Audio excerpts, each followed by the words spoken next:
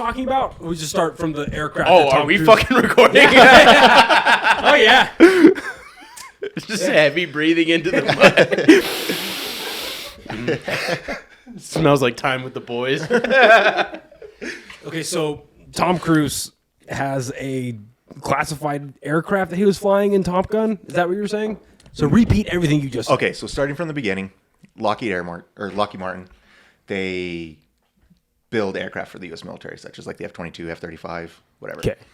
So when Top Gun was coming out, that futuristic aircraft, I think in the movie they named it like Dark Horse or whatever. Yeah. That wasn't a CGI'd aircraft. That was built. Now, I highly doubt it had like electronics and motor and everything else in it, but they went to Lockheed Martin and Skunk Works, who design aircraft, to build it. So that's why it looks extremely real. And like, I guess, again, I haven't watched the movie yet, but I guess like some of the lines in the movie and like certain things that he does while flying it is like pretty accurate. And it's because it came straight from the engineers that built the aircraft for the movie. So basically what like the theory is back in like 2017, Lockheed Martin had a thing up on their website of the SR-72, which would be like the replacement for the SR-71, which the SR-71 back in like the 60s was, the fastest jet. The sequels are never better. Like the fastest jet known, I think it did like Mach 5 or something. I don't exactly know. Going Mach Jesus? Yeah. Very fast aircraft. So I'm just going to pull this up. Yeah. So they were talking about like how they were wanting to make an SR-72, which would be like a hypersonic aircraft, and whatnot. But once, like, I think it was around the time like when Russia came out with their hypersonic missile, they pulled all that off their website, everything, and then all of a sudden this movie comes up. 72. Well, that's the first one. Oh, yeah. But all of a sudden this movie comes up, and it's just futuristic aircraft, and it looks exactly like the renders that Lockheed Martin first did back in 2017. So people are speculating like, yo, did they like never stop working on this aircraft, and all of a sudden they just decided to throw their prototype into a movie under under everybody's nose? And I guess the Navy even confirmed that China moved a satellite over where they were filming to take a look at the plane, because they might have even thought that it might have been real. Oh, yeah. So this, I don't know how reliable space.com is, but Super. Bro, space. Everywhere. The only .com. thing, yeah, the only thing World more, Wide Web. The only thing more reliable is space.org. .net. .net. So- .uk. So this says that it was inspired by the company's legendary Skunk Works XR-72. But there's a link earlier that's that it's yet to take its first official flight. And so Yeah. if it's the real, because it's the opening scene, so it's not a spoiler. But it shows him, he does pilot it. I believe that he would like maybe pilot it out of the hangar, but there's so many things you have to like just kind of put out of your head when you watch that movie. Like, he does a flyover like right over Ed Harris's, literally right above his fucking head. It would have. Well, I saw that, and that was an F-18. They really did that. And that's in the prototype. No, but like in that like real life, they did that flyover in an F-18, and it destroyed the set, and then they just CGI'd the Dark Horse over it. Oh yeah, but it was an F-18 that really did it, and it destroyed the whole set. Oh Jesus Christ! Because I know that Tom Cruise paid for the entire cast to fucking go and get like full pilots training. They started like a twin engine bullshit plane going all the way to the F-16 or F-18 where they're flying. Yeah, F-18s. But like, yeah, and they had to be in classified meetings and all kinds of stuff because he threw a fit that he couldn't bring his phone into a classified meeting. It's like, dude, the president can't even bring his phone into a classified meeting. Yeah, but you think you can? He's the president of Scientology, dude. That's a bit bigger than the president of the United States. That is true. He goes to the Bohemian Grove meetings. You know he fucking does. Oh, he 100%. Nobody Tom does it. Cruise, fuck John Travolta. Scientology's horseshit, man. Is John Travolta a Scientologist? Yeah. Yeah, I didn't know that. I didn't know that either.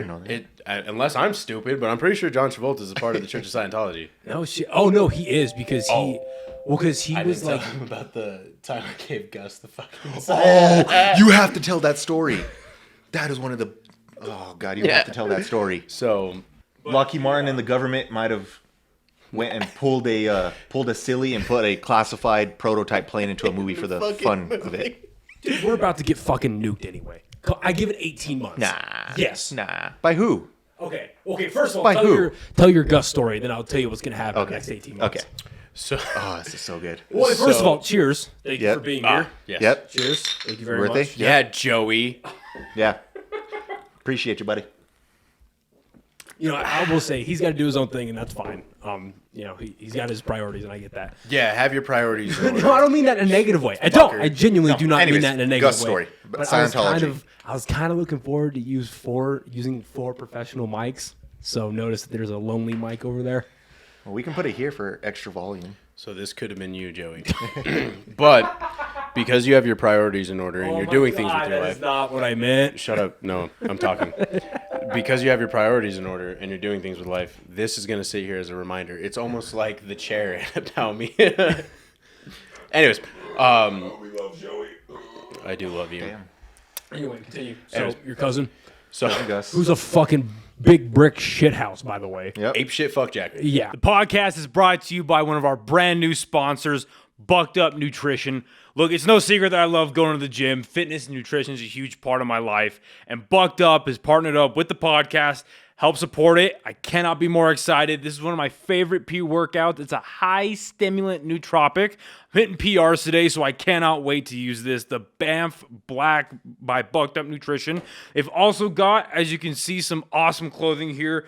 With my t-shirts, I personally prefer the short logo here. Use our promo code at checkout, OKPod20, to get 20% off of awesome clothes, supplements, all their products here to include their stacks. That's OKPod20, another awesome stringer here for an additional discount at checkout. Moves a lot of weight. Massachusetts. Moves a lot of weight. Yeah.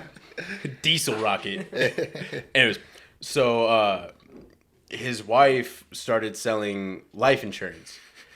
And then She's the devil. Okay. Just the top of the pyramid scheme, buddy. I pray to God he never sees this. Anyways, I'm not tagging this anywhere.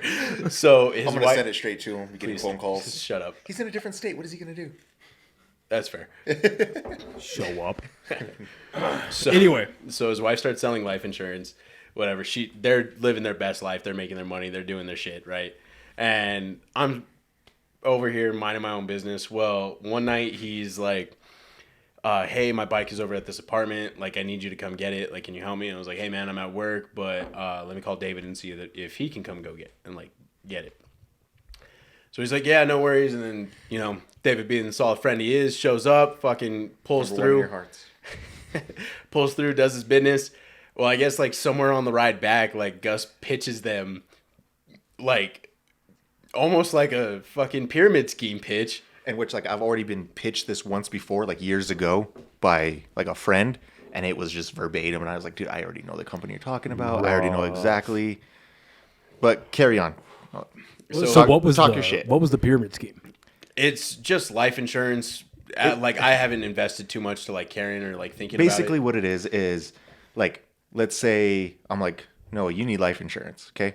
So what I'm going to do is eat one or two things. One, you mean you're going to try to sell it to you, and then I'll take so much of a percentage of whatever that you pay. Or I'm going to try recruiting you so then you can go sell. But whatever you sell, so much percentage goes to you, so much percentage goes to me because you are under me. So that's how the pyramid scheme works. Well, right. So they're like, oh, bro, we're going to set up offices. We're going to do this. We're going to go big, but we're also helping people.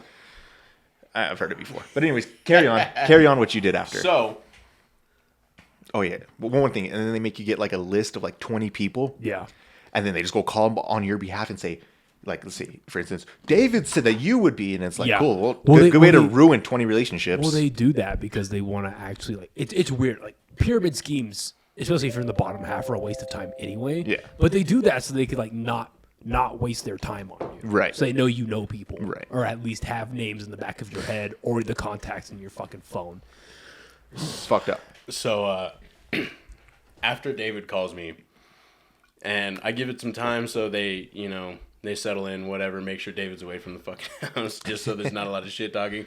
I call him, I'm like, hey, man, what's up with you calling my friends to try to get them in the pyramid scheme? And he goes, instantly, bro, it's not a fucking pyramid scheme, bro. It requires state licensing. I was like, And he goes, look, how many people running pyramid schemes? Okay, require- so just for like a reference point, this podcast is a state license. Okay, like it doesn't. It literally doesn't. It's matter. not a hard thing to do. Yeah. If you got $50 and you can fill out a piece of paperwork, there you go. No, quite literally $50 to literally. start an LLC. Yes. So I had to do it. I'm giving him all this shit, and I was just like I'm trying to give it to him. You know, it's their livelihood, whatever they're making money on. So at the end of the day, I was just like, yeah, man, I don't fucking care. Like, whatever. Phone conversation ends. A couple of weeks go by, and then I get a phone call, and they're like, hey, man, in order for Brene to do this, I shouldn't have said that name. We'll edit it with Anyways. a beep. And No, anyway, I'll just cut it out. in order for her to do this, she's got to get somebody else to sign on. And I'm like, Try talking like a little more into it. she's like, Perfect. or he's like, she's got to get somebody else to sign on. And I was like, what do you mean? He was like, well, for this, like, we need 10 employees to move up to this next level. And I was like, oh, no, I tell him straight up, I'm like, you know how that sounds, right? And he goes, dude, it's not a fucking pyramid scheme. And I was like, look, buddy, I love you, but that's what, to move to the next level would In what? Well, so I told him, I was like, do you think the next level would be almost, so you're going up in levels, right? And he goes, yeah. I was like, almost like a pyramid?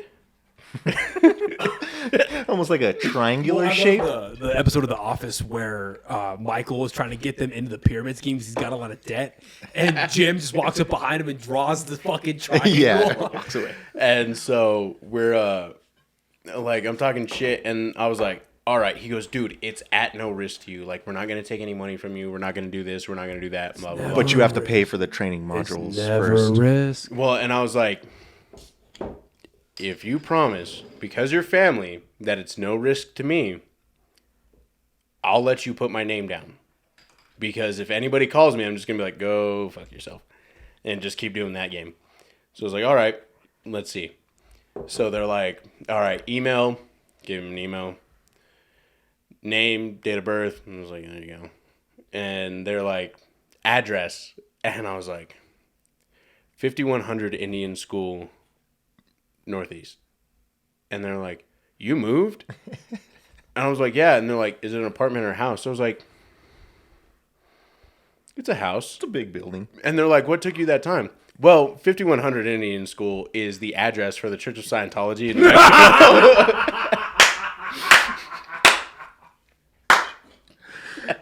That's fantastic. And they're like, oh, wow. They're like, it's a house. I was like, it's a holy house. All right.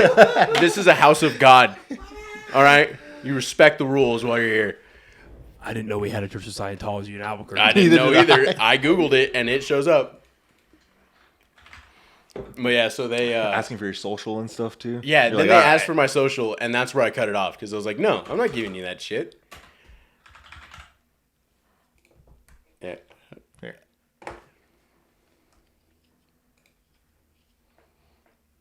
Come on, show what it is. Church of Scientology, New Mexico, right there. Scroll down on the left. Oh. Yeah, you dropped that little man. Oh, I dropped them behind the. So for those of you listening on Spotify, I'm pulling up a Google Maps image of this Church of Scientology so I can actually figure out. It where goes it's right at. into the alley. And I put the little That's Google where they Maps beat guy in the alley. Oh, there's an H&R Block there. Oh, that. Yeah, you get your science, and then you go do your taxes Yeah, immediately exactly. afterwards. Do you give the tax money right back to the Scientology church? It's only an H&R Block. You're on San Mateo, numbnuts. Turn around. You literally could have just went to the link. That was There's it. a massage Ooh, there's parlor. happy ending massages right there too. Oh hell yeah, bro. Hey, drop a pin on that for me later.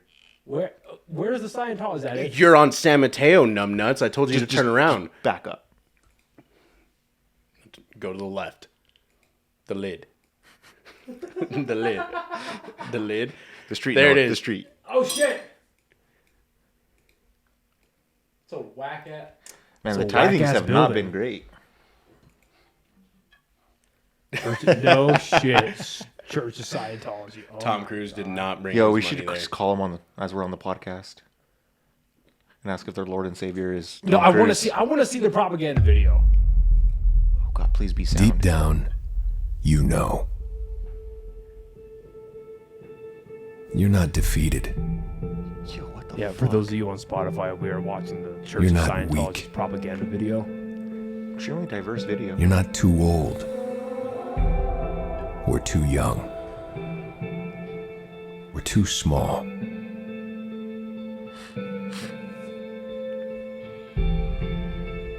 Deep down, you know, the truth. We are giants. You know that in the 1980s, some dude got contacted by aliens and they're like, we're going to be back. Wait, we got to finish it. Let's finish it. Deep down, you know,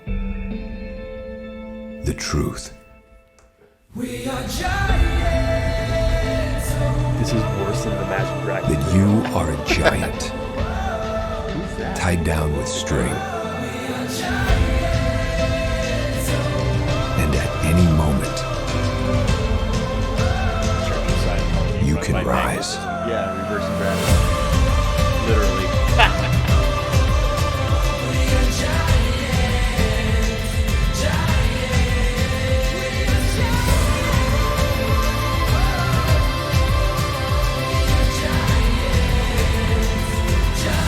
The only question is how. Bro, the fucking tracksuit that lady was in at Dude, the that end. looks like an episode of the 100. Bro, that's how you get invited to a Jim Jones fucking meeting. I have that asked a lot more questions than it answered. Yeah, I don't know Okay, what they're first of all, I about. want to see like Well, see, curious is it's there to make you curious. About what is that? butt No, stuff? what is that? No, what is that? I don't know. What is that little alien device with a meter on it? I don't know. It's run by Michelob Ultra at the bottom. Rise set. What the fuck is that? The tracksuit, dog. Like, The only question That. What is this? What are they doing? Did you Have you watched the 100 before? No, I've Well, never you that have. is. I know that. Yeah. They took that straight from that TV show, dog. It's just like about crazy. is how. But speaking of weird churches, it's Jehovah's Witnesses that come to like the door and knock and stuff like that, right? Yeah. Them and the Mormons, but I feel like the Jehovah's are more mobile. Well, Church of Latter-day Saints. That's Mormons. the Mormons. Mormons. Okay. Have you gotten like 500 friend requests on every social media platform that you have from them? What? You're alone on that one, dude. Really? No. Dude, just like every single day. I mean, I've had a couple Every politicians single hit day. me up now recently. That's but, cool. But not. Yeah, no, not me. Just Mormons just hitting me up, DMing, PMing. Hey, bro, come on over. I've got like 5 wives and none of them give me shit. It's the life. Come on. Dude, I'm just like, man, these guys not only come to the door, man, they're just completely in the DMs. Just, dude, I can probably show you my phone and just scroll. We knock on your door and slide in your DMs. I What's was up? just like, dude. It's like a bad block party. I was like, holy shit. Anyways, so back to that story. Yeah. So they asked me for my social, and that's where I cut it off. And they're like, bro, every job you've applied for has asked for your social. I'm like, oh, You're like- you mean like established like You're like, yeah, places do to a earn background income? check. And they were like, oh, yeah. It's usually not over the phone. And I shit you not, like the next words that come out is, well, the government has your social. And I was like, no shit, fuckers, they gave me the thing. What are they? I hope they do. They're like, what? They gave me the number. That's my Auschwitz number. I don't know what you want. Like, that's my prison number. Like, I've been stamped for life with that fucking number because they gave it to me. Oh, my God. And I was just like, bro, there's no way this is not a pyramid scheme. Yeah, I got approached. I'm not going to say names because I really do like this person and they're nice. But I got approached. Oh, and they're active on Facebook right now. How funny is that? So I got approached. No, about 3 call the weeks. Scientology 3 weeks church, ago, remember, it was right 2.5 there. weeks ago. And okay, so it's for Amway. Do you know what Amway is? Have you heard of that? So I'm way too curious right now. yeah, so I had never heard of it, but this is the pitch. Hey, how's everything going? I was just wondering if you'd be interested in doing this meeting with me and another person we know. That's how they all are. For And training. possibly some for others. training. It's for the Amway business I do. We're going to talk about the products and just some business stuff. I thought maybe you might be interested. And then like the praying sign with the fucking That's like, code for selling please. drugs, bro. yeah, sunglass emoji. It's this time it's on Zoom. And I was like, yeah, maybe. what's Amway? And I took the time to look it up, and I was like, wait, that's a pyramid scheme. Never mind. Because literally when you look it up on Wikipedia, it says this company is a multi-level marketing. Yeah, I was going to say, it's not pyramid, all right? It's multi-level marketing. So okay, we're done with that Ponzi or pyramid shit. So she goes, I've been in it for like this long time. It's a number one Made all direct this money. selling company. Yeah, made all this money. Was able to supplement all my income from my $150,000 job that I used to have. Yeah. So, and then she sent me the thing from Forbes where it's like an $8.5 billion industry or company. It's like, yeah, the guy at the top of the pyramid is making a lot of money because he duped all of you fucking idiots. Honestly, like in a pyramid scheme, like it is what it is. You Bro, can Mary make a Kay lot of is money. a fucking pyramid scheme, and that shit's been around for years. The podcast is brought to you today by OrganicPriceBooks.com. I love comic books. That is absolutely no secret to any of my friends, family, or listeners. And right here is just some of the comics that I have either bought or gotten sent to me by the fine folks over at Organic Price Books. As you can tell, they have a wide selection from DC, Independent, Marvel, and they have become the number one spot for everything omnibus, oversized hardcover, or just general collected editions. No matter what you want, they've got it.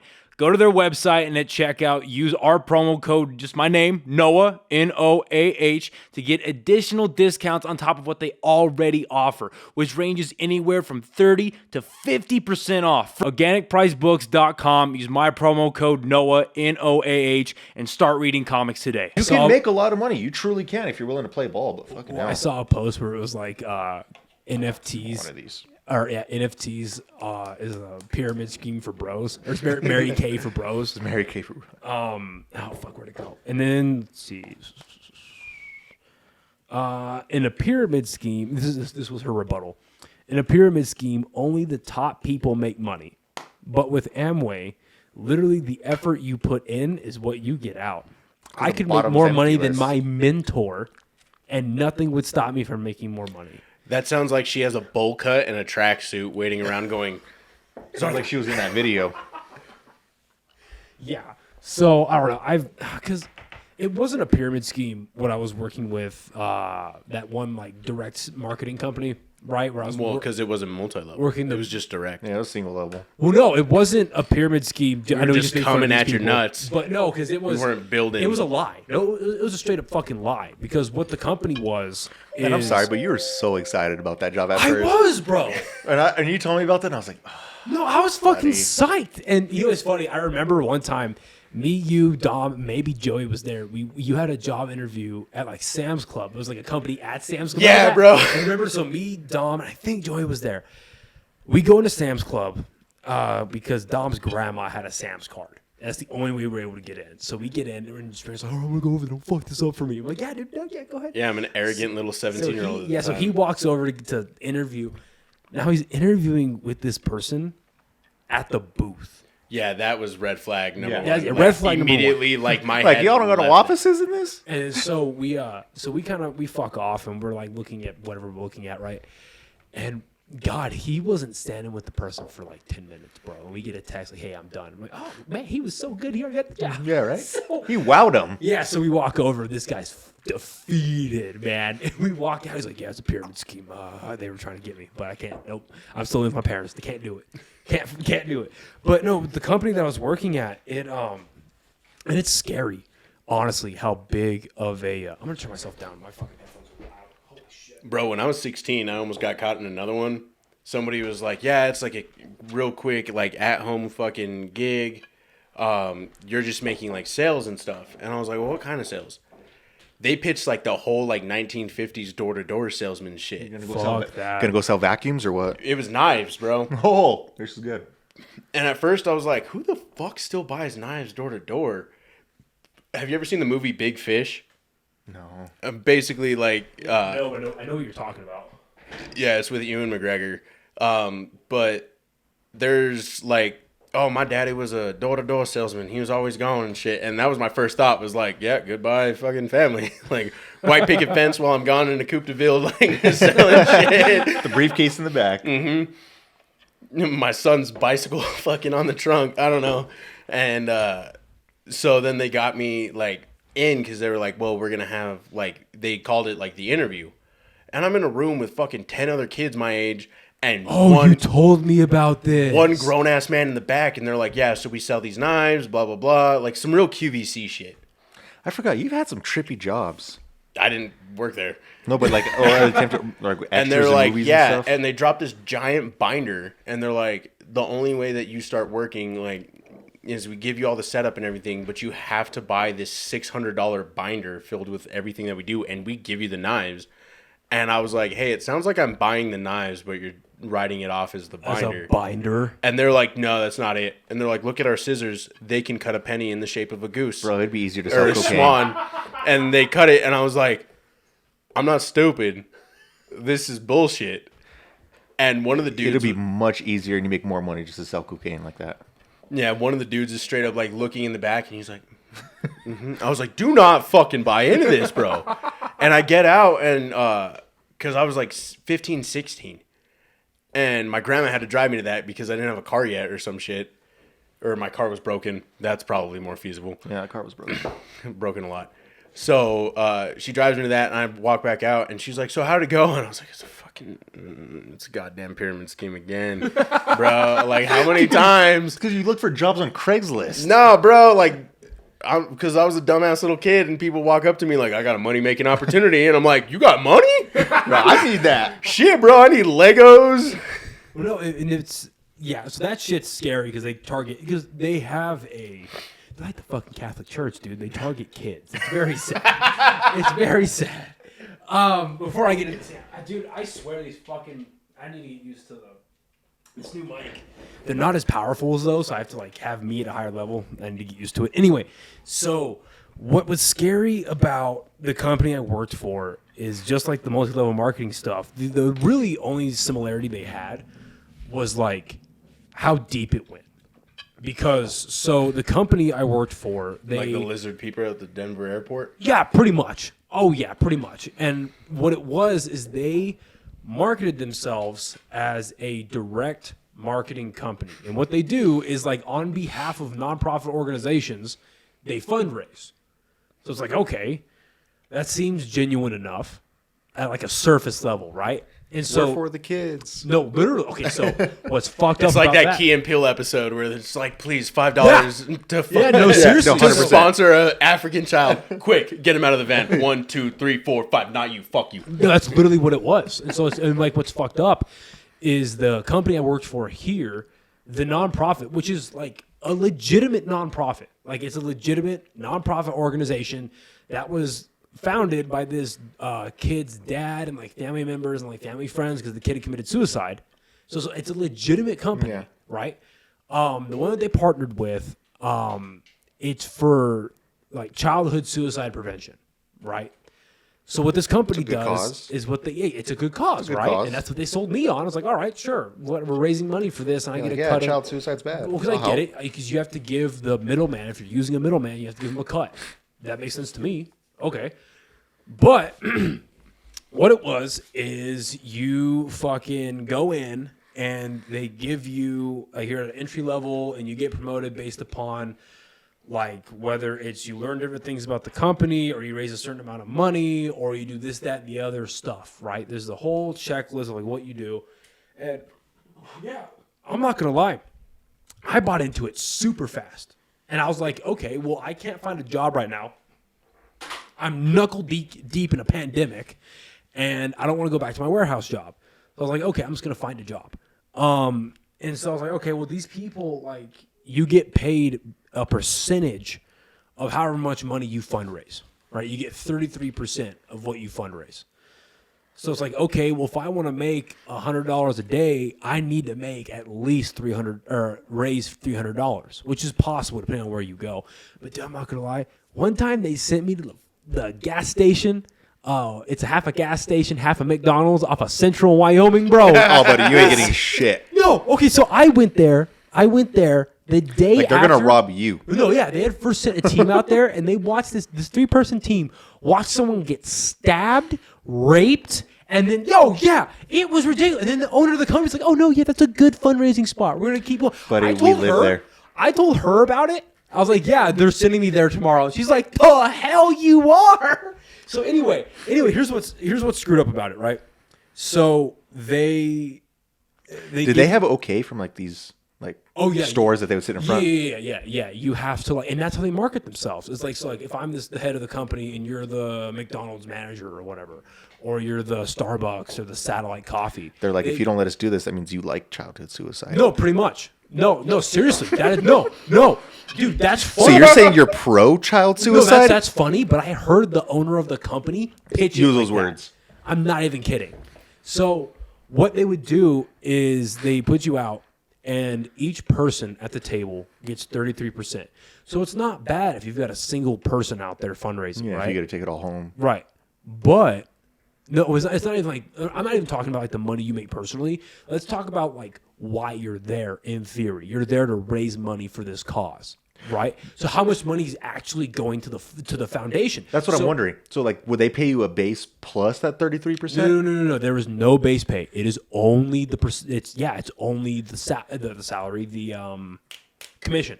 So But I thought you had to have like a certain base pay. Like even like servers and stuff had to have like a $3 or $4 base pay. So yes, there is a base pay that they have to give you if in 2 weeks, if you're working full time, and it's based off like your part time or your full time, whatever. But if in 2 weeks, if you're a commission or tips based employee, if you don't make enough money to whatever the minimum wage was, the company has to at least give you that. recoup you that. Dude, that's got to be like the best business model ever. You don't have to pay your employees because they work off commission to make their money. You get to go tax free, and you get to take back more than half percent. That's what's super like screwed up about it is because like Great business model. If it's one person, it's fine because it's 33% going to that person. You have 60% to go between the company you actually work at and then the foundation. But there were some times where they had sent people out and there's 3 people. And all having to So split it's that what? 33. You're telling me 99% of the profits, and they send the more people to the higher traffic areas, obviously, so you could grab more people. So you're telling me out of like let's say, and it wouldn't be unheard of for a 3-person team in a high traffic area to raise $2,000 in a day. It's not unheard of. So it's like, okay, if you went and you send these people, say they get $2,000 in a day, and what, 1,900 of that is just split between these 3 people, and you've got a percentage of that $100 to go to the actual company, you're sending what, like, $30 to the foundation. Probably out of whatever like the minimal is $2,000. to keep you tax free. Dude, I just felt bad about it. And then I got to a point where I was like, yo, this is dumb. I got burnt out from talking to people all day, to be honest. And like, and when I just dug into it more and I like really, really looked into it, I was like, yo, this is like not right. This is seriously jacked up what's going on right now. This is not cool. So I just scrambled out of there, and now I'm in the stupid little work environment I'm in now. But well, because after that job, I went and got the job as a manager with the company that works with the developmentally disabled people, right? And then I went from that to the old people, and I accepted a job this week with another developmentally disabled people. Gotcha. Yeah, so I'm back at a different company. Accepted a job. It's the same amount of pay that I was making at my old people job. But I'm only going to be there until I get a call from your people. And I'm going to say, peace. Yep. I'm out. Because, dude, I just can't do that field anymore. I cannot do that job field anymore. No, I don't know how you would be able to be on call for that long at night. Like, Well, here's I like knowing that when I get off, nobody can call me. Nobody can do it. Well, because here's my thing, right? Like, I gotta say, like, is it an inconvenience using a laundromat? Sure, but I don't really care anymore. I love living here. I gotta be honest. It's simple. It's easy. I'm in the middle of the town, so whenever I get guests in from Albuquerque, it's like 15 minutes for everybody now. Yeah. Like living in the Heights, I kind of felt bad because I had some people. Great studio. Well, thank you. And I had some people like coming in from the west side, and it's like shit. You know what I mean? Like they had to drive far. They had to drive 25 minutes, 30 minutes to see me. Like that's pretty whack. They're already doing this unpaid out of their own like kindness, right? But being in the center of the town or center of the city makes it a lot easier. And then I just love being in an actual room now. Not a garage. Not a garage. Yeah. Well, I just remember doing our get so tight in there. our horrible live stream that we did. And I remember That was like one of the first ones. yeah, huh? that was the first one. Yeah, and I remember freezing like that night. I remember freezing. And if it wasn't for like the collective body heat, oh my God. How many dudes can we fit in a garage? Oh God, how many? Well, there was like 8 of us, right? 7, 8 of us. Yeah, that was pretty wild. And I remember, we were all smoking, and my mom got pissed because she saw it. She was like, "Please don't smoke." With cigars. Oh my God. So what I had to do is I had to get like 3 buckets, and then I got like 2 or 3 big jugs of vinegar and just filled them up and had to let them sit for like 4 days. And I don't know how, but the vinegar just dissipated the cigar smoke smell. Science. Yeah, science. I'm like, that's why, like, I want to keep this up. Math. Math. Math and science, Math bro. and science. STEM. Yeah, you ever heard of STEM? That shit goes back and forth, dog. I'm officially Science now is based on math. I'm officially All right, film- math is based on film science. major now. A film Yeah. major. Yeah. You're gonna watch some Ooh. movies. You're gonna study some TV Gonna shows. look at filters. You're gonna What? you're gonna write a good All the different screenplay. Yes, in the fall, actually. Oh yeah, Yeah. It's gonna go. Is it gonna be that one that you were talking about, Which one? I have like 3. like the evil in the army? No, that's gay. That's gay, No, that's gay. bro. I remember several drunken nights talking about that. Oh yeah, fucking me stream. too. Well, I thought about that. It's like I worked so The hard on ghost of George Washington. that. Was I not here for this? No, I don't know. I remember we had a conversation Or just about not it. remember. We had a conversation about it. It was one of the thoughts that I had when we were like, the pandemic was just kicking off, and I spent some time in Texas, you know. And I was here for a weekend, and I had an idea. No, I had left Texas by then 'cause I was at the condo. But basically, what the idea is that, like, 'cause I mean, mutually, we all have a bunch of friends. Oh, is there like a hard time that you guys got to dip out of here before I ask? No. Okay, so there was an idea that I had because we've got a lot of friends in the military, obviously, and the consensus amongst all these people is they always say like the Army sucks, the Navy sucks, the Marines fucked me, you know, whatever it is, right? But they never say like they never go into specifics. Right. Generally, anyway. I mean, you could like pick and prod a little bit, and they'll get into the specifics of why they don't like their job or why they don't like their branch of service. But it always struck me as weird that like they generalize so much. So my idea for this was like, what if? And the idea behind it is very rough. I haven't even thought about this till he brought it up actually. But like the idea was that there was, because of how much like ugliness in the background of our country there is, right? With like the colonialization and the slavery and the Civil War that happened, like all the ugliness. And then we get into stuff like why did Vietnam start, right? What was the Bay of Pigs all about? 9/11, right? Our country is just stained with ugly stuff that nobody talks about, right? So the idea that I had was, you know, that was like the Army sucks, the whatever sucks. I was going to follow a private in the Army who just has a shitty time the entire time. Like literally nothing lets up. And finally, about like halfway through the movie, maybe like a third way into the movie, he figures out that there's like these common denominators with incidents in the military or incidents in the Army. And by the end of the movie, he would confront this like evil spirit or this like evil thing, this evil behind the Army that makes life suck for 99% of the soldiers, right?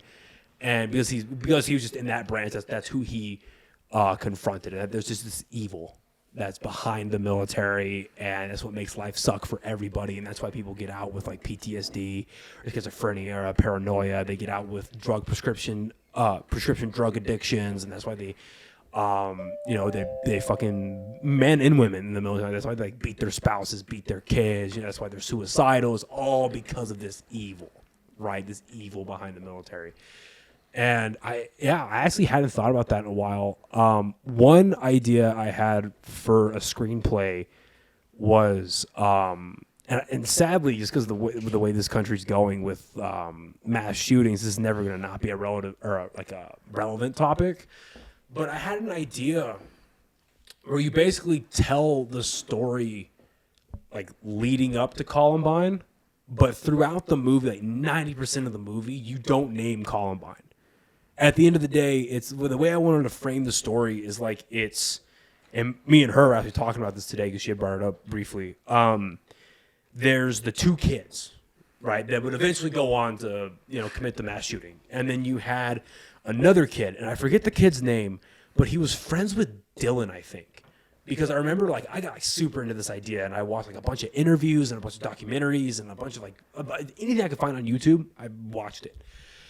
And there's this Columbine survivor where he was hiding in the library, and Dylan was going through shooting people, and he had his weapon, and he pointed it in the dude's face, and he recognized who the guy was, and all he said was, "Run." And the kid just froze, right? And this is him telling the story, right? It's the kid. And Dylan said it again. He goes, "Run, get the fuck out of here now." And the kid picked up and just booked it, right? I think he actually jumped out of the window and, like, rolled in the grass and ran away. Something like that. But the way I would tell the story is, like, his perspective too, and maybe show, like, the two kids, like, what they had gone through at school, what they hadn't gone through at school, what they were going through at home, what they hadn't gone through at home, and then maybe use that other kid that survived, use him as, like, the average. Like, he still gets picked on, he still has, like, decent but not average or not fantastic grades, but he's the average kid. And the story I would want to tell is, depending on how accurate this would be, like, they both go through similar experiences. You could argue that the shooters had a harder time. You could argue that maybe he had a harder time, but it's how you handle things, right? Yeah. How you handle social interactions, how you handle bullying, how you handle problems at home, whether or not you have, like, a broken home or not you have two parents that love each other and stayed married. Who knows? Couldn't tell you. Yeah, me neither. Could not tell you. Yeah, man. me neither. But Yeah, I can't relate. Sorry, bud. But the idea, exactly that, because none of us here have married parents. I have married parents. Your parents are still married? Yeah. Dude, So I said I can't relate. him and old boy Joey are the only ones that have a Brady Bunch life. That's right. So yeah, okay. So still though, the majority, 66% of the people in this room come from a divorced or otherwise broken home, according to statistics in America. So it's like it's a very common thing. Statistically, Yeah. You know what might give you an our idea? generation. Is That's the story I would want Yeah. to tell. That's one screenplay I've got in the back of my head. I just haven't really like. But the way that you're explaining, it's almost like that movie that we watched last night. What was it about Killdozer? The way that they explained it, went through it. The documentary of Killdozer. Yeah, There's a documentary about that. It's on Oh Netflix. my God, It's dude, called. it's pretty good. What starts with a T? What the fuck is it called? It's like Trace or Track or something like that on Netflix, and they did a fantastic job. No shit. Yeah. Yeah, but that's an idea I had, and then And the way that they did it too, dude. Like, honestly, if that's the kind of idea you have, watch that. I bet you it'll give you a bunch of inspiration. well, because another idea I They had, really did a fantastic job. I'll check it out. It was insane. Find it. It's called Tread. Tread. Send me the link. Dude, or it send was. me a screenshot. It's just or on something. Netflix. Just Tread. Well, I'll forget, but it's in my phone. I won't forget. Okay. I'll But text you later. Yeah. So, but the another way they idea. framed it was really good. Another idea for a movie I had is because I loved the Joaquin Phoenix Joker. I love that movie for what it is. Like, I can remove myself from, like, is it the most comic accurate? The king of comedy retold. Not exactly. It's not really. Is it not? If it's comic accurate, not really. Is it a mismatch of Taxi Driver and King of Comedy? Yes, but, like, especially now that, like, Robert Pattinson's Batman came out, that's like a poor ripoff of Seven and Zodiac, where I look at Joker and I'm like, that's teetering on cheap ripoff. That's really kind of toeing the line, but I see that more as an homage to stuff like Taxi Driver, like the 70s Scorsese, right? Yeah. I can give that a pass just because of how beautiful that movie is. I'll give it to you, dude. It's beautifully shot, but that movie, like, the whole time, I just kept thinking. No, it is. King No, of comedy. no, but what I think helps me give it a pass is the fact that they got De Niro to sign on to be the night show host. That's what kind of helps me give it a pass.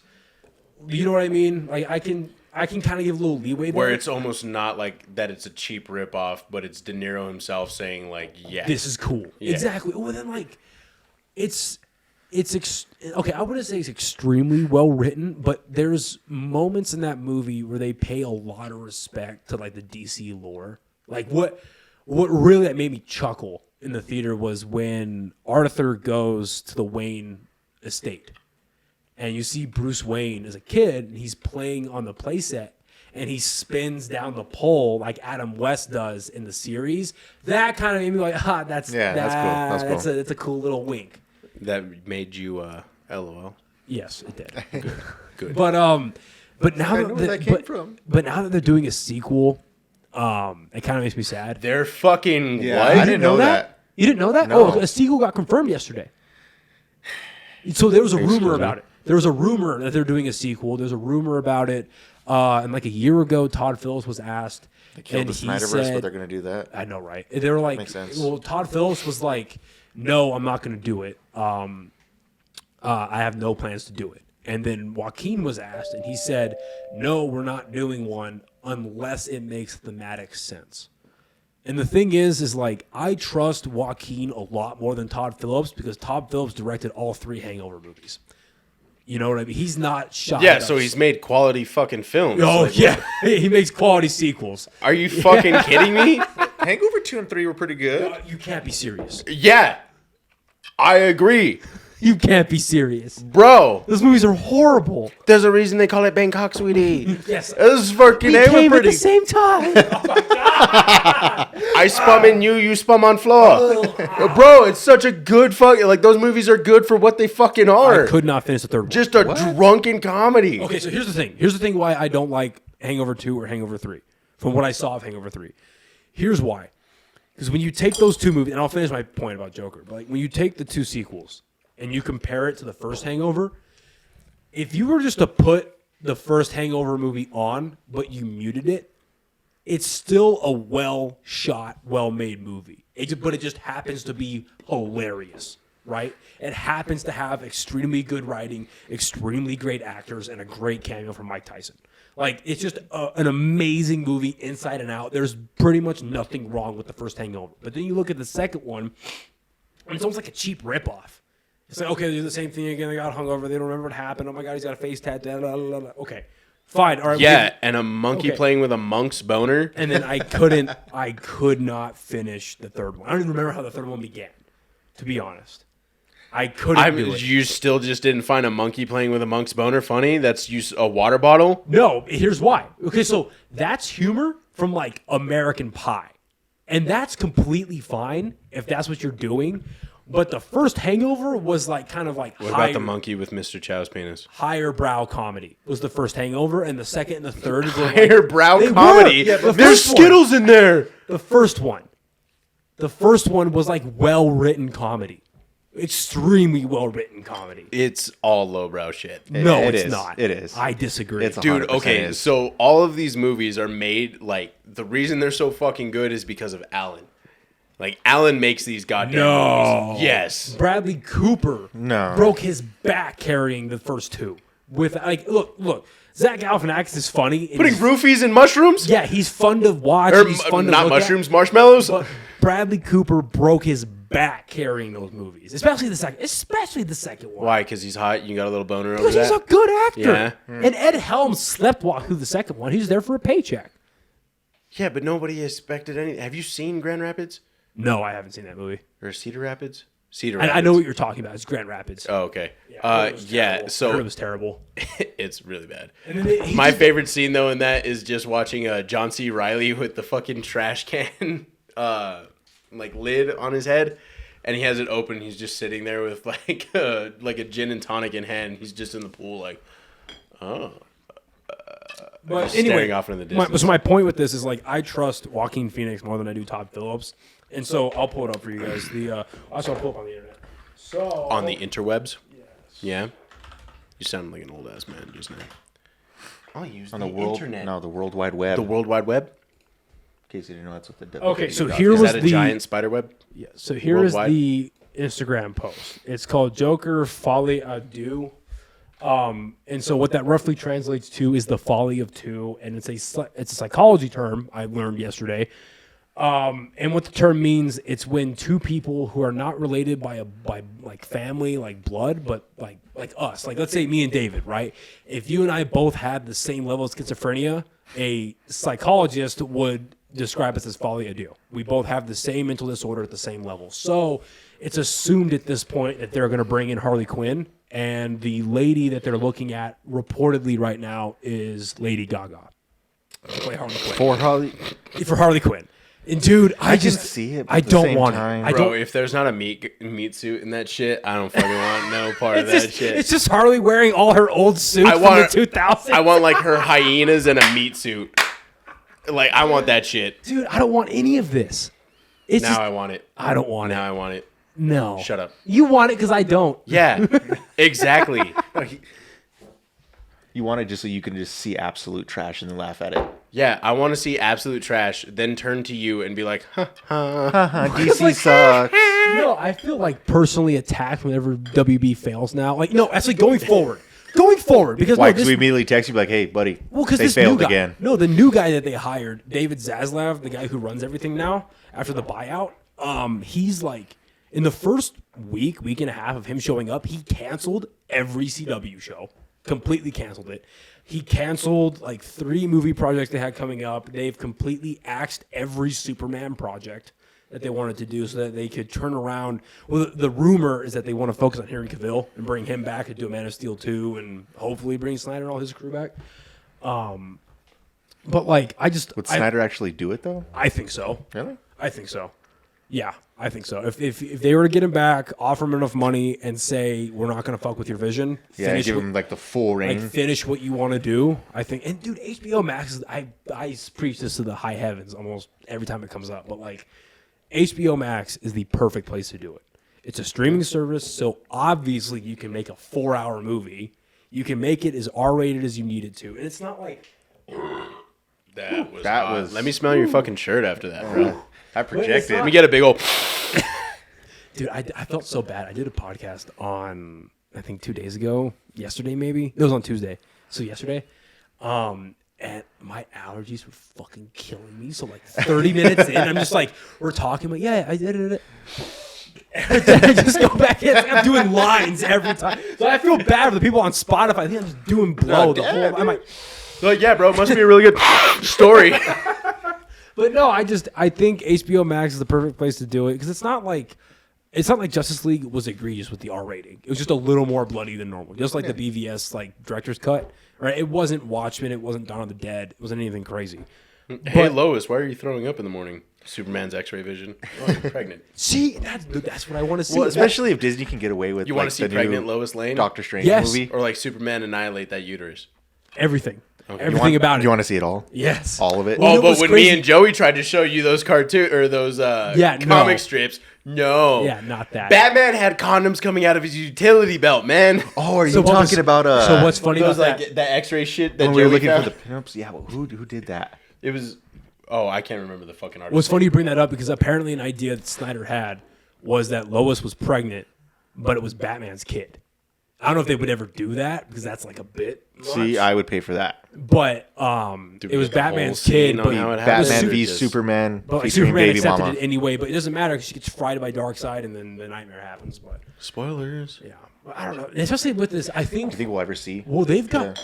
I hope so. But one problem two problems we have now is Amber Heard and Ezra Miller. I don't know if you guys heard, but Ezra Miller got arrested again today.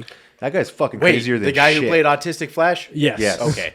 Yeah. Dude, that dude is. He got arrested again because he is now allegedly given like PCP, alcohol, marijuana, and mushrooms to a 16-year-old. And this is on top of him getting arrested for. Didn't he like fight a cop and like? No, he was fighting some patrons in a bar in Hawaii or something. He got. I thought he fought a cop like in Europe somewhere. Or That some guy shit. should have been Batman. dude, and Or fucking Joker. Fuck. no, but just like in the last 60 days, he's been arrested like 4 times, and it's just getting worse and worse. I think he has. Yeah, I mean. Because we were having this conversation, he could have severe mental health issues, which he probably does. Yeah, you think? Maybe he's just a piece of shit human being. But either way, like, and so after the arrest today, someone from DC spoke out. They kept it anonymous, but they were like, "Yeah, the leadership has no intentions of reshooting the Flash because, like, in that movie, there's confirmed to be 2." But reportedly 3 different versions of the Flash, and obviously all 3 of them are Ezra Miller. So to reshoot that movie or to replace Ezra Miller, you can't just like CGI him out. You need to reshoot the entire movie, and I think they've already dumped like $300 million into it. So they can't. That's not. go back. That's not a thing. So they're just gonna have to release it as is and then kind of go from there. But like, fuck. And then Amber Heard shit in Johnny Depp's bed. So what are you gonna do Her about dog that? stepped on a bee, bro. Oh my, that was such a weird. My dog stepped on a bee. Dude, the whole thing was So weird. Wait. Well, I don't know. I mean, there's rumors coming out that she's been completely cut from Aquaman. Yeah, I saw something that said like the 10 minutes of footage that she fucking had in Aquaman 2 just got removed. No, it got cut down to 10 minutes during the trial. No. I saw something that said like after Okay. post-trial, post-verdict being like received was that Yeah, they they're just gonna have to completely do that. removed it and they reshot like anything that would like lead into her 10 minutes. Interesting. So Because you know damn well ain't nobody gonna watch a movie if she even shows face. Well, yeah. just for that pure. Because that's the thing, right? Is I've thought about this. I was like, man, how willing am I to boycott? I can boycott Aquaman too. I'm fine with that. But like, if Snyder came out and was like, hey, we're doing Justice League 2, everyone's coming back, and they came out and someone said Amber Heard is Mira, I'm sorry, boys. I'm going to see Justice League 2 in theaters. I'm sorry, I'm not missing that. Simp. Yeah, sorry. Simp. But I wish they'd recast it. No, they could probably just kill her off in like the worst way and just Well, leave it at that. so they They could would be just okay with it. ignore her. Well, but see, Bro, pretend she doesn't exist. Me and old boy Jose were talking about this the other day. The only reason I remember like the fact that Amber Heard was Mira was because of that ass.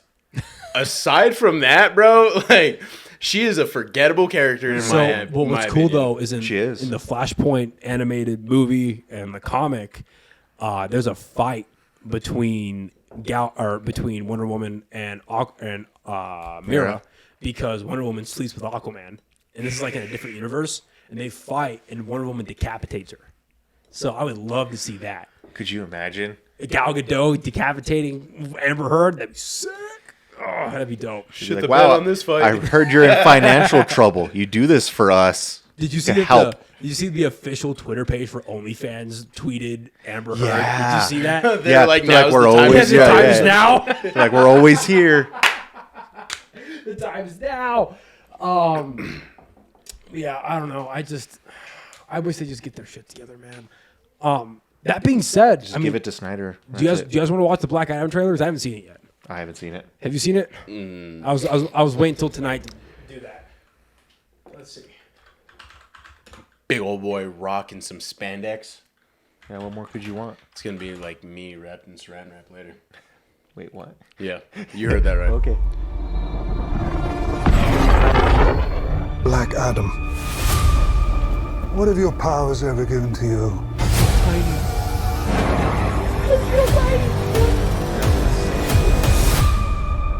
Nothing but heartache. I was a slave until I died. Then I was reborn a god. My son sacrificed his life to save me.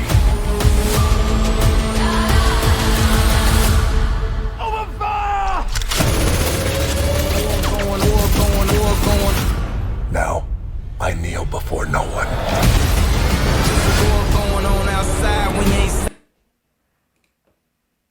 Hey, I was watching that. Yeah. In this world, Killing the light. they're heroes. Oh shit! Oh shit! That's Adam Smasher and Rocket Fake. Heroes Cyclone. don't kill people. Well, I do.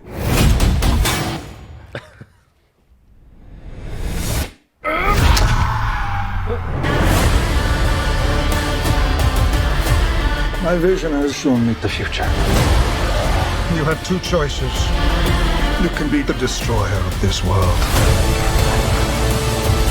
or you can be its savior.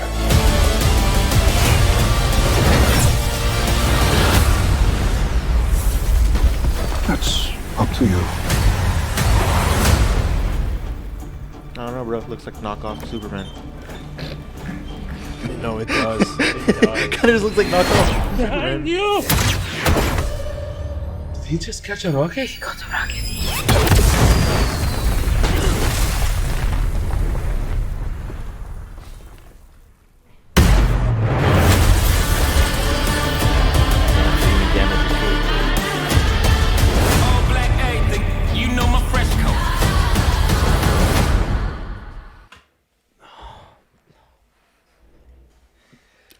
Are you already disappointed or what? Oh my God, it looks so bad.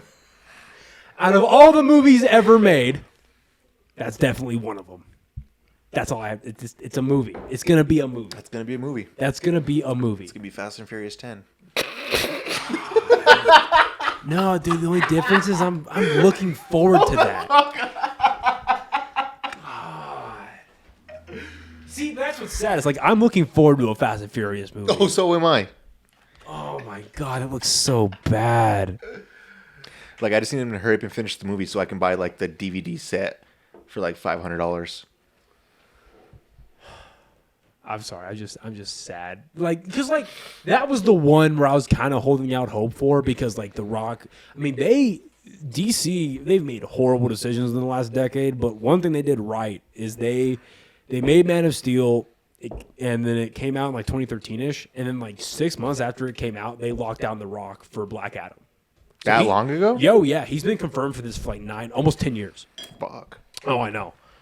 But like, so he's been super passionate and outspoken about like how much he loves the character and how much he wants to be the character and how badly like he can't wait for this movie to come out. But dude, like, because I love the idea, because essentially, if this were to be a traditional superhero movie, this would be a Justice Society movie, and Black Adam's the villain.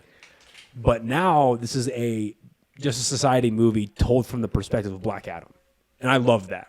Because like Dr. Fate, that's who Pierce Brosnan's playing, Hawkman, Cyclone, and Atom Smasher. They're all great heroes in the books. So I'm very excited to see them on screen finally. And I love Pierce Brosnan.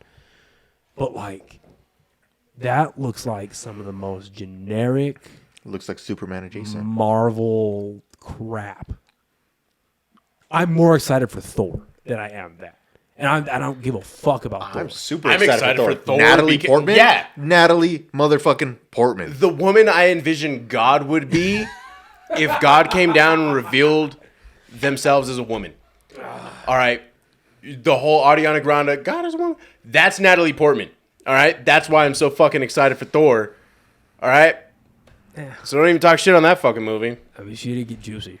So I'm very excited to see her. She got jacked as fuck. I'm happy to see her, and I'm happy to see Christian Bale. I think it'll be interesting, if anything. I think it's gonna be fantastic. I think it'll be interesting. But that is the most mediocre crap I've seen in a while. I'm still offended about the Natalie Portman thing. Yeah, so am I. I would smell Preston from Jackass's farts through a fucking Did you see vacuum. Jackass 4? Yeah, I did. Hold on. I would smell Preston from Jackass's farts for like a fucking month after sitting in the same tracksuit just for a chance that Natalie Portman pats me on the shoulder one Was day. that all right? tracksuit cocktail or whatever, sweat cocktail? The sweat cocktail. The sweatsuit cocktail. No. So in Jackass 4, did you see where they wrapped him in saran wrap and they had like the umami and like all the different like sushi shit underneath the new fat dude's fucking rolls? Was that on Netflix? Or in the theaters? I think me and Joey watched it on fucking Yeah, it wasn't me. Prime. Oh, okay. So that's probably Jackass 4.5 because that was in the theaters. Because they released the streaming services only have the director's cut now, not the one that's in theaters. Anyways, it was in theaters. Maybe it was 4.5. All I know is I remember seeing like Steve-O try to eat a piece of shrimp out of the fat dude's ass, and I would do that if it meant Natalie Portman just looked my way, like once. She doesn't even have to acknowledge me, bro. She's just got to be like she could be looking at somebody else who's 2 feet to the left and just pass like my gaze, and the juggernaut. Yeah, no, that's fair. 100%. But yeah, I'm more excited for Thor now than I am Black Adam. That looks horrible. Good. That looks absolutely horrible. It looks horrible. That is dog shit. That looks horrible. Horrible. And the only thing that really gives me like, because I would love that if like a way they were telling the story was they have a lot of mirroring images to Man of Steel, but Black Adam chooses the evil option. Because that would be perfectly fine. And the only shot in the movie that kind of gives me that vibe is when he's flying next to the jets and he smacks the jet's wing and it goes flying off. Like, that's cool. But, like, I don't like the fact that, like, Dr. Fate created Black Adam. That is not what happens. Yeah. So they show in the watch. I'll rewind it. So they show that, like, Dr. Fate is they're creating Black Adam when they've already shown in the Shazam movie that the Wizard gave Black Adam powers. Watch.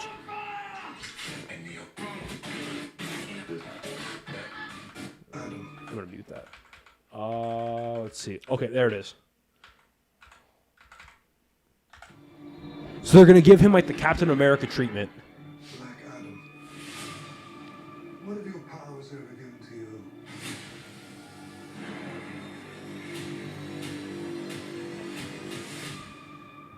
Nothing but heartache.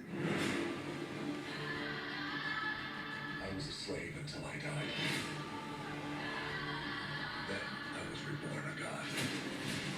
Yeah, I don't know, man. My son sacrificed his life. I don't know. And another thing too, like especially like in the modern stuff with Black Adam, like the animated movies, what makes him so imposing, apart from like his presence and his power, is he has a very thick Egyptian accent, and it's intimidating. The Rock does not have an intimidating accent. I thought you were going to take it somewhere else when you said he's got a very thick. Oh no, It's just a very imposing Egyptian cock. yeah, no. Oh god. But no, this looks horrible. This does not look good. Wait, how did he get his abilities in the comic? The Shazam, the wizard. Okay, so You're a wizard, Harry. Yeah, literally. Because what happens in the comic books is the wizard shows up to where everyone's enslaved, and Black Adam's getting tortured because he's trying to free the slaves, and because of that, the wizard is like, "Oh, there's good." So is Black Adam Moses? Or No, the what's- story. No, the what's story. the of, deal here? So the story of Black Adam is an I didn't see him allegory split any for water. for No, Moses. There's no Red Sea involved at all. Yeah, you're an asshole. Anyway, and he Were they selling the kids down the Nile? And Was there an alligator? The wizard. Did I fucking miss that, bro? Rewind. You're a fucking asshole. You need to drink more so you calm down. There's I think that might be the problem. But we'll find out. Do you want some whiskey? Yeah, fuck. What? Yeah. You asked that. No, he only brings the whiskey out for the important guests. No, I didn't bring the whiskey out because I don't want to like fall over. How many times have him and I got like absolutely fucking smashed on this goddamn pod? 3 times actually. Yeah. How many times have you been on? Or they're like, okay, let's just end this already. Yeah. But Dude, my classmates were asking about this shit, and they were just like, "Oh, you're doing a podcast? Like you're fucking leaving us for that shit?" And I was like, "Look." They're like, "Oh, well, we want to see how dumb you are." I was like, "They're like, tag us or like send us the link." And I was like, Hey, man, "No." who are you? I was like, "Cause there's one episode where I just get fucked up, and I go on for like 45 minutes, and nobody stops me. Hey, I stopped you eventually. Yeah, you did. Come to my surprise, I don't remember saying any of that shit." So funny thing about editing that episode, I didn't even like watch it.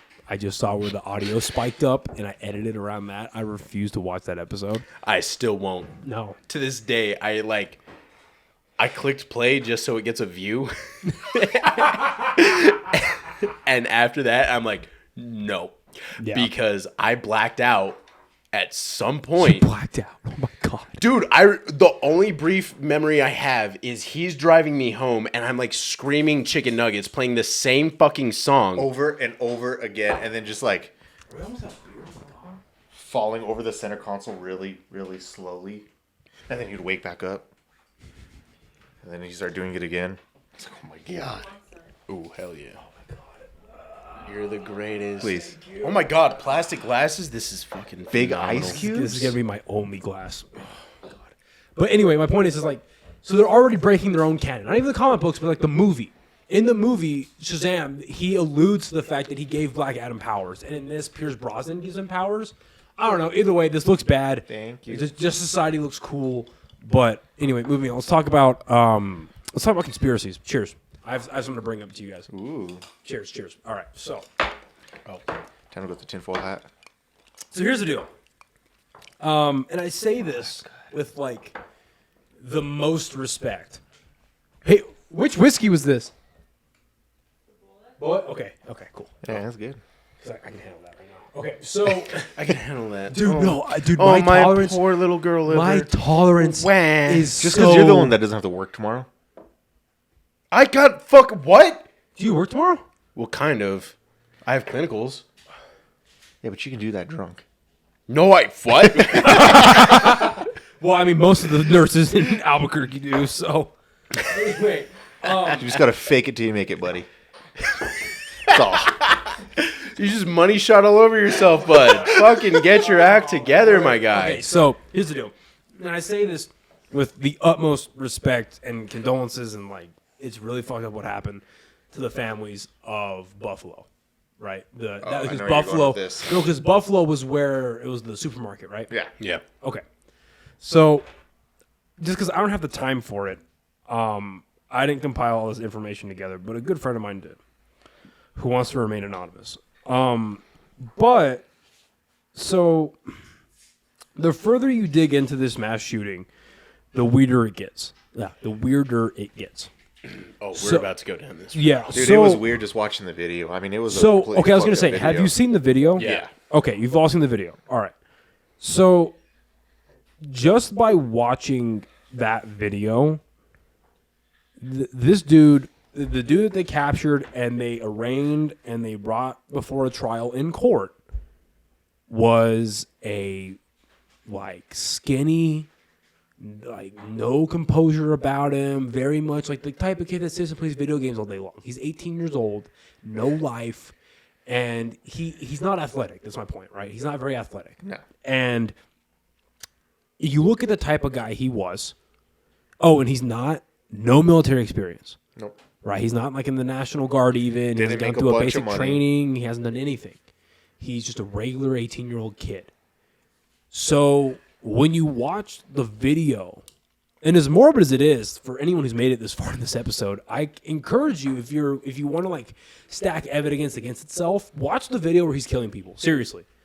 Because It's hard to watch, but it's yeah. hard. It's hard to. It's not gruesome. It's just the fact that he's killing people. But like, It's fucking gruesome. It's pretty gruesome. The one that I watched, there wasn't like brain or guts going everywhere. It was No, just but- Well, it's because it's low fucking quality. Yeah, all but the goddamn point is- time. the I'm po- watching 6 pixels work against yeah, themselves. yeah. But like the point is like you only need to watch like 15 seconds of it, and he's moving extremely well. And if Yeah. you watch the full like 2 or 3 minutes from of the the video, get go, dude. Like, don't get me wrong. I don't know tactics. I don't, but I know what they look like. well, he From the And- time he gets out of the car, How he can clear the a weapon final- out of the car like that. yeah. So he without getting tangled up. It's just so smooth. and- from my remembrance of watching the video, he has the weapon properly shouldered the entire time. on a C clamp too. Yeah, he checks his shoulder. Oh yeah. Oh, okay. Let's start there. That's a very good point, actually. His gear, he's geared out very well. It's not like and he's when they walking- identified the rifles, dude, they were like $1,800. Yeah, so he's walking in with like $2,000 worth of the rifle that he only brought one rifle, Yeah. and he brought a sidearm. Yeah. His rifle is decked out enough, not to the point where it's like he's a rich kid with a lot of money and buy all the stuff he found on Yeah, and Call it of wasn't like Duty. an Anderson gun But no, either. he It was just- like I can't he remember. had a but very good. I forget what type of AR he had. Yeah, What platform? it was expensive. What brand or whatever. But it was a very good rifle with a decent sight, and it had, like you said, it had a C clamp, which is a forward grip. No. Or He it's was how he performing the grips C it. clamp, which is pretty No, much but he the had only- no, but he had like the forward. he had a grip. forward grip. Regardless, but it's how He's you he had come C over on clamp. the. Correct, the beer can, Yeah. right? You're Yeah, correct. yeah, the beer can, which So- is usually only taught like high if you level, have military training. No, if you have like military training, and it's only you're taught used for that. like tactical shit. It's not used for target or anything like that. Well, 'cause- It's- and what's interesting is something that they're teaching, whether it's like the Rangers or they're teaching like special forces guys now, is they're teaching them to do that like extended arm beer can type things. The beer can was typically only for when you're changing out your mags, but now it's that extended like controlling of the barrel from the far end, right? And another thing they're teaching now at the team level is pieing your corners or pieing your doorways. Slicing the pie. Yeah. So, but he does that, and that's not something you just know. But let's talk about his gear, right? He had a very good rifle. Yep. He had a very good sidearm. He had a practical amount of ammo for both. He had front, back, and side plates. A fast helmet. He had a dump pouch, and I believe he had he had a fast shirt. He had he had a heat, drop drop leg. a drop leg holster, thank you, for his sidearm, and he was wearing combat pants with like knee pads and everything. Yeah. So what the fuck? First of all, where does he get all that? So then you go into the actual footage of So like the devil's advocate in this case. Yeah, it's not that. It's like where he got all is- that. It's the fact that he knew to get all that. Yeah, no so mass like shooter's the done devil's that. advocate in that case is just homeboy's seen enough fucking fast boy shit that Well, that's he goes fine, out. but where does he get the money for that though? Yeah. He had at least $6,000 worth of equipment. Well, okay, so And you ammunition take and plates mag- and the whole fucking setup, like the Okay, plates. maybe not 6. Okay, like 4 to 5 grand. But So still, He where owned does he 2 get that? rifles that were like $2,000 rifles. He only brought one, but he owned 2 rifles. Yeah. So where does he get all that High-dollar money? rifle. Supposedly he worked at Wendy's, but he quit before. Oh, But, fuck But off. nobody's making that kind of money at Yeah. Wendy's. I know. And try buying good body armor now. yeah. You know what I mean? And a good plate carrier. Yeah. So anyway, Mags, dump $400 pouches. on. so here's the thing. So he If so you then, use coupon but Then code. you start watching the video. So you start watching the video. We're and going to hell. He keeps his weapons shouldered properly the entire time. He's pieing corners, checking corners. He's checking dead space. He's double tapping dead bodies. And now, Well, even if you start at the beginning, from him getting out of the car, clearing the weapon perfectly. well, so he has a malfunction in the middle Yes. of the grocery store. He ducks behind an aisle. Concealment, He yeah. clears it because he's got a what are they called, GoPros? Yeah, like a he's got a GoPro. GoPro on his fast helmet, but the GoPro stays up while he's clearing his malfunction. And it was textbook. What? And it was Yeah, fucking when textbook. when he cleared and reloaded, I was like, Even on the range, I get flustered and I can't even do that straight. he did it very smoothly to the point where I was like, this has to come from somebody that at least has seen or has But even has before that, practiced this enough. he gets out of the vehicle, clears the vehicle perfectly, which is by itself is hard to do, and it's a learning curve. Clears it perfectly, drops 3 bodies? 4 bodies immediately. So, and what's tight scary- groups. Then comes into the security guard, takes a round to his plates from the security guard, drops him, and then that's when he goes Thank and you does for bringing that up. And The it's security like, guard's very important for 2 reasons. Here's one. oh yeah, I know what you're talking about. So the security I don't believe guard, that worth a shit, to be honest, though. Okay, so the security guard was working on a patent for a engine that runs completely. No, I have video of it. No, I know, but it's Anyway, a very simple thing to do, and Either no one's way, trying he's to working kill on him a to do patent it. for a water-powered engine, first of all. And second of all, Hydrogen. Okay, never mind. Get that the fuck So- out of yeah, here. Hydrogen so when- battery. so No, when let's talk all about that this- for a second. no, Talk about but- that for a second. no, so when all this came out and the lawmakers were talking their shit and they're like, "Oh, we need to pass gun laws, we need to pass all this," with a legislature they've been trying to pass for the better part of 10 years, but they've had no real traction of, is permitting citizens from buying body armor. Yeah. The first thing they brought up Yeah, in they were really going actual after that. legislature was, well, if he didn't have body armor on, he would have been stopped. So, yeah, he's able to take a round to the chest, get back up, kill the guy, and keep Which is going forward, insane. right? Which is ridiculous. Didn't even phase his ass. Absolutely insane. And it So still he- hurt. Yeah, and so he didn't even goes care. through. Like I said, he's double tapping dead bodies. He's making sure the right people he's killing are dead. Because remember, the narrative after he committed this Yeah. mass shooting is that he was only killing black He people. was only trying to kill black There people. is a part in the video where he goes to kill a white guy. And he's the like, white "Oh, guy my goes, bad, sorry." Yeah, the white guy goes, no. And then the shooter says, yeah, oh, my bad, sorry. And see, that's another thing too, to have that much muscle and muzzle and trigger discipline to where you're just like, oh, my bad. To get Like, positive idea of a target. To get positive idea of a target. I mean, the whole thing about it was trippy. When I first saw the video, like when it first came out, I was just like, yo, was this dude police or was So- he military? What was he? And, he was just Yeah. an 18-year-old kid. Okay, that was a different thing. We'll talk about that later. Okay, so then here's what's scary about this guy. So We should talk about that water-powered engine. So the dude that they arrested, and I'll show Springer when he gets back. So the dude that they arrested is this guy right here, right? He's got a combat top on. Yeah. They got him into the car, and then here's a couple more pictures of him. Yeah. Okay. This is the guy that they got in court. Huh. 2 different people. Yeah, it looks like it. from That's what I'm saying. Is like the guy that they got. He looks like do you watch Big Mouth? Yeah. He looks like Andrew from Big Mouth. No, seriously. Yeah, So- no chin, just straight from chin to neck. Yeah, so that's the guy that they have in court. Yeah, no, it doesn't look They're like it, two. I'll be They're two honest. completely different people. So Spring, this is what I was showing him. So the guy at the top is the dude that was committing the shooting, and the bottom was the dude that they arrested. 2 different people. Yeah, one's got a way smaller fucking neck and the other one's fat. Yeah, exactly. Yeah. So, and then you get into the manifesto. that got put into custody, and what got leaked. It's taken down now. But here's an image. Didn't like CNN have the manifesto like 2 hours before they apprehended anybody or like knew that it was fucking his or some shit? So I heard that, but I couldn't find anything legitimate on that. Because I remember me and Joey got in a big old fucking argument about that. I was like, how the fuck do they have the manifesto of somebody before they know it's his? So I heard about that, and by the time that I was researching this, the manifesto already got wiped from the internet, and I couldn't find any. I couldn't even find articles about it. Yeah. Which is crazy. But here is a screenshot of the manifesto and what it looks like. The context we'll get into later, like what he actually wrote down.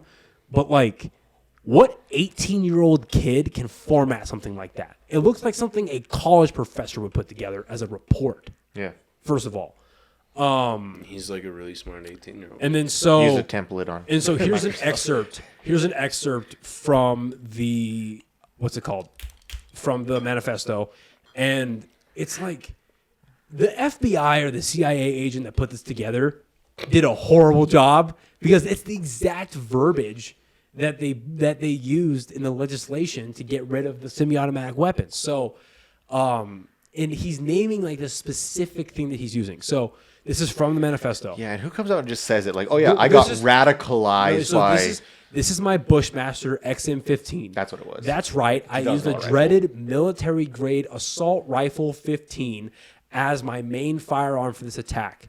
This gun was most likely made between 1994 and 2004 when the red lines through it, when the federal assault weapons ban was still in action. I bought it from a place in Endicott. This would be a city, I think, called Vintage Firearms. Since I live in New York, I had to buy a cucked version of this before illegally modifying it. The person who had this before me installed a Mean Arms magazine rack, which fixed a 10-round magazine. Higher capacity magazines are also illegal to the gun, as also is seen in these two photos. There's two more photos of the Bushmaster. But there's a part. Oh, here we go. I used a Cobalt Speed Out number 2 drill bit and my dad's power drill to take out the magazine lock, which then I replaced with an Anderson Manufacturing magazine released in spring. The same one I used can be found in this part kits here, and then there's a URL. Okay, so why would he go into strict definition about what he's using? And then is it just a coincidence that when these people turn around and try to make laws that are outlining these things, they pull the exact shit? Like, why would the exact thing be there? You see what I'm saying? Yeah. Yeah, no, I see what you're saying. see what I'm But saying? again, like devil's advocate in this case, either he's trying to tell others how to do the same shit, or FBI agent Ricky is like, hey man, this is how you commit fucking felonies.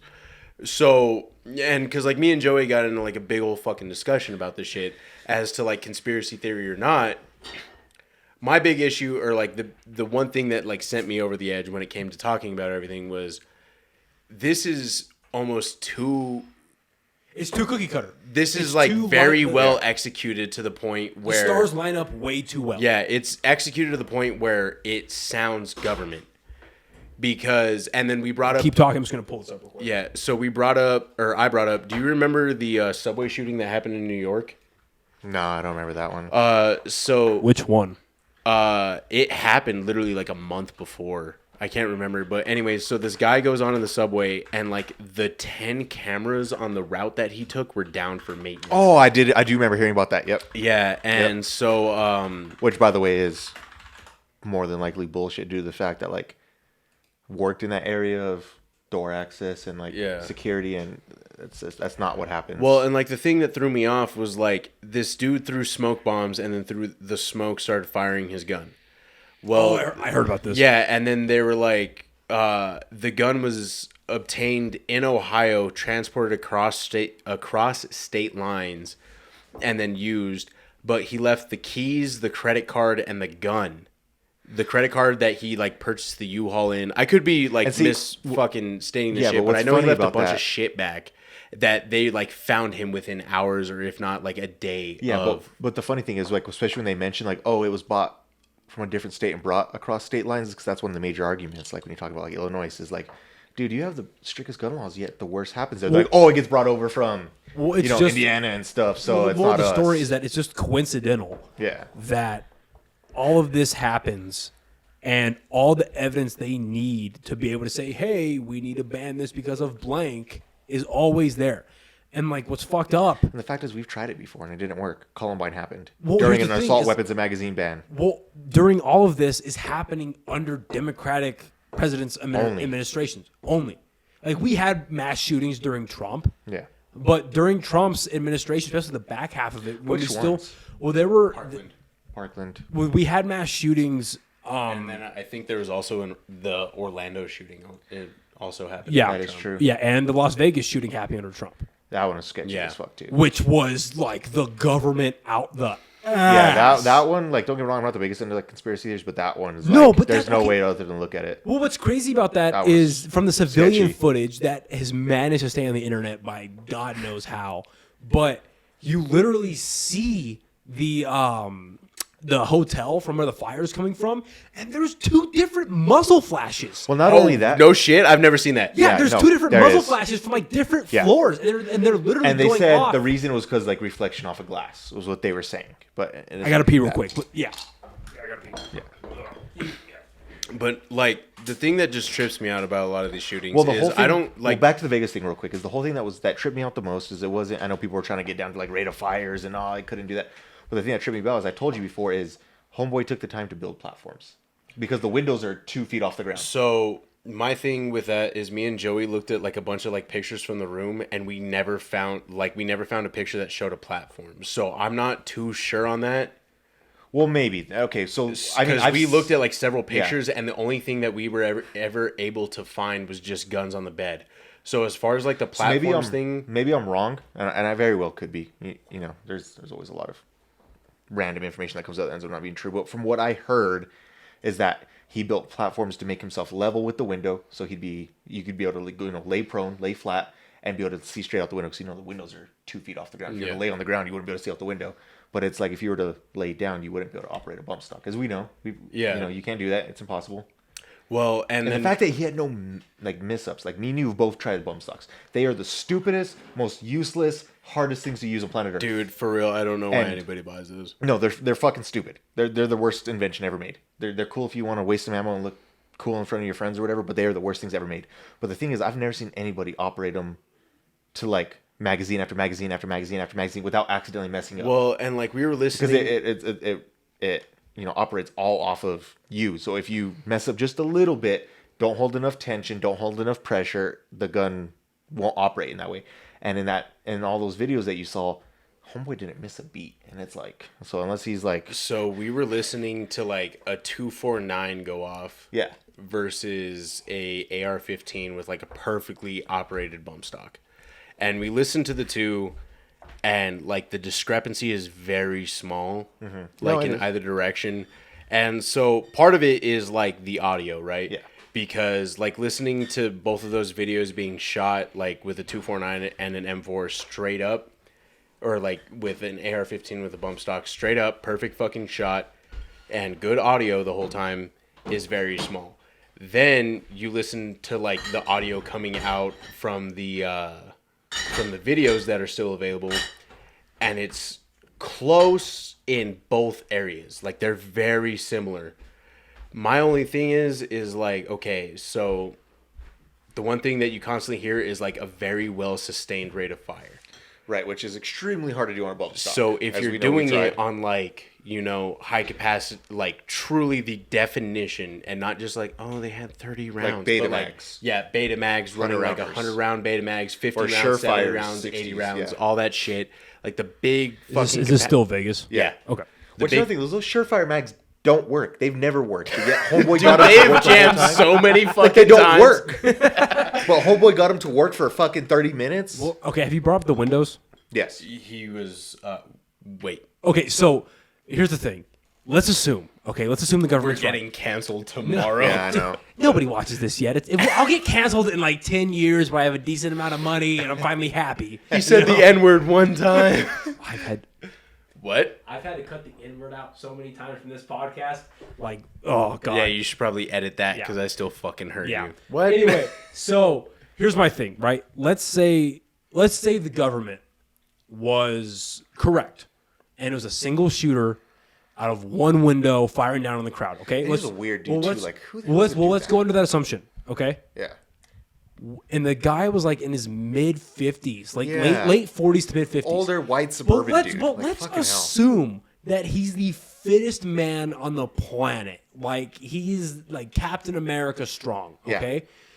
Well, he's average, a very fit individual, like a very fit, like militant, like Ranger, SEAL, whatever, right? Yeah. Nobody, no one by themselves can take out hurricane-proof windows because that's what those Vegas hotels have. They have hurricane-proof windows. Oh, yeah, they're like triple pane. Yeah, those 100 are pounds each. not getting removed. They weigh upwards of like 500 pounds each. Did they say that like Yeah. he No, just seriously, removed- they do. Hold on. No, did they say that like he took that shit Yeah, out? you take them out or you like, shoot through them? Yeah, you're not going to Because shoot I through thought those. I heard that he shot through them. You cannot shoot through those. I think No, they accused him. That's the thing. Also, let's assume the government was right. They accused him of using multiple AR-15s. That's what I thought was weird, too. 5.56. no, in the room there's actually a shit ton. Yeah, of there's like AR-15s. 30. Like, what the fuck are you going to do with 30? but You only got two hands. But 5.56 is not going through that window. I think it would. I think it would. It's not. It's not ballistic. Just like people who are like the conspiracy, like, oh, I don't know. Like, I've watched. I'll find it.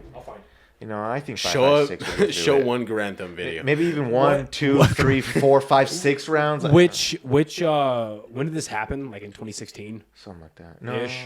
yeah, 2016, Right? I don't know. I thought it was 2018, but I have no recollection of shit. But that's But- just another thing, too, is like, You send enough rounds through anything, and that shit's gonna yeah, break. eventually. I mean, unless it's like legit ballistic glass, which isn't paned, it's just, you know, glass, fill, glass, fill, glass, fill, glass, fill, all the way through towards that fucking thick.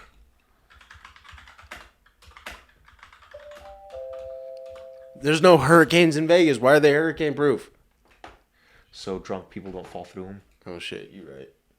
It'd be me. Okay, so this See, that shit looks broken. That doesn't look taken out. The rap. Yeah, the rap. Let's see what these people have to say. Okay, he had a device similar to a hammer to smash through. Bullshit. I'm sorry, but bullshit. Yeah, no, hammers aren't breaking glass. Like, contrary to popular belief, go take a hammer to your car right now and try breaking the glass. It is hysterically hard to do. A device similar to a hammer. Like, look, again, I don't, because here's the thing. As much as I love talking shit and like conspiracies and all this crazy stuff, like, I don't want to. You know what I mean? Like, I don't want there to be evidence to like say, oh, they fucking did it. But like, that is so clearly a half-ass statement given to the local PD by the feds. Yeah, but why it's similar to a hammer? Why not just a hammer? Exactly, that's my point. Why That's didn't my you take point. a sledgehammer to that fucking And they shit? make special hammers that are strictly for breaking glass. Because, like, again, take your hammer to your car window. It is hilariously hard to break. Just a car window. I feel like it depends on what car you have. No, but straight up. Like, it's very hard to break. I'm not going to do it to my old Civic. I'm not saying to go do it to your car, but I'm just saying, like it's very hard to break with a hammer. But, like, if you break a piece of spark plug, like do the porcelain off it with the sharp edges, it'll shatter them immediately. You use those hammers that have the sharp points, it'll shatter them immediately. Yeah. Blunt force doesn't work on glass. Have or you ever windows like seen that. the sharp shit works on glass? Have you seen like the glass breaking bracelets? Yes. For like I a have. bead? Yeah. It's the same fucking concept. Just a little sharp point, boom. Yeah, and it's it'll just got shatter. a quick point, and you eat that shit at the fucking glass, it'll snap that shit. They even have one of those. Oh, yeah, because you bought the tool from Costco's, right? Yeah, my point is like, It's the same thing. But with, it's hilarious. window Like, hammers punches. won't do it, bro.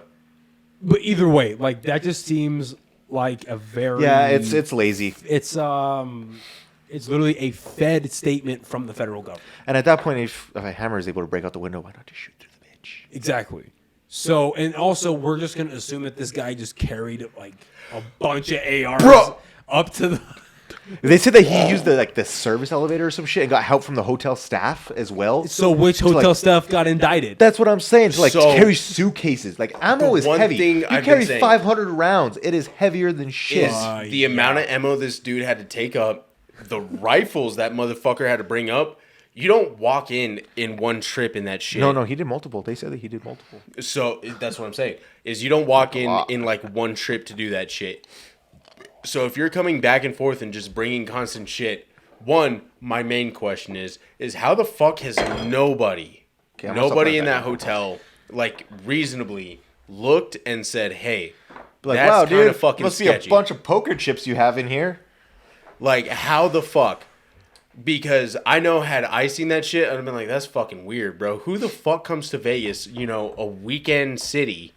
By himself, and it has bags on bags on bags on bags on This is bags. going clink, clink, clink, clink, clink, clink, clink. Yeah, I would have all had the way. some, not even But the the weirdest clanks, thing bro. is, too, I is would have why- had some fucking questions. And that's weird. But the weirdest thing that I find is, one, why use a bump stock? Because they're fucking useless.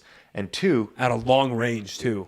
they're useless in a how close range. Well, right, but how inaccurate it is anyway, right? Like, To say- beyond inaccurate. Yeah, to say you're going to shoot that on a rooftop is ridiculous. Bro, at 10 yards, they're fucking inaccurate. Yeah, they're because of the dumb. way that you have to hold them, there's no recoil And- control. and It's just stupid. If you really want to piss off Trump supporters, just by the way, mainly the people that are NRA members and Trump supporters, Yeah. ask them what Trump did for bump stocks. Just, you know. Oh yeah, no. If you want to piss them off, if you want to piss them off, like the funniest thing that just to piss them off is Trump enacted more gun legislation than Obama did. That's my whole point. And People more, don't believe me when I say that, yeah, but it's the more, whole point. Like more immigration happened under Trump than it did Obama. Yes, It's hilarious. Exactly. It's so the immigration thing is because of inaction, and the gun laws are because of action.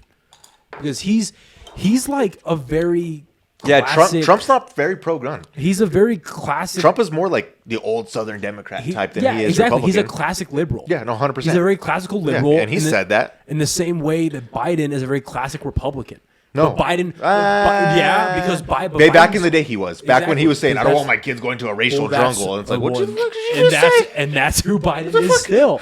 Dude, Come if you again one more think- time? If you think that Biden's still at the wheel right now, you're high as a kite. Oh no, I know, Come on buddy. now. Come Oh, on. dude, I know. he has not been this entire fucking time. No, yeah. What I think I is know, buddy. hilarious though is that to watch. I think it was like the second debate. It's like the second debate that he did with Trump.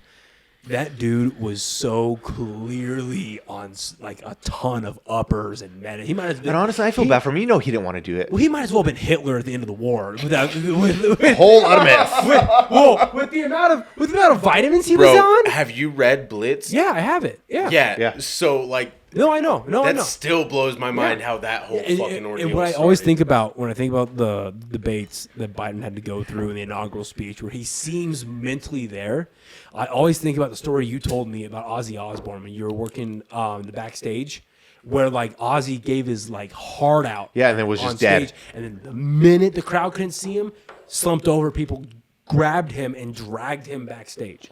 That's what I always think about. Bro, like, to me, so like that story is nuts because like seeing Ozzy walk, and like this is a complete fucking tangent, but like seeing the exact point, like being backstage and watching Ozzy Osbourne like walk backstage, he's like hunched over a little bit and there's security guards all around him, and he's just like, I knew it too, like just this Parkinson's ridden like Yeah, it's sad. dementia old man, and I was like, no, that's not my hero. Bro, like as a kid, my mom told me for the longest time that Ozzy Osbourne is my grandfather.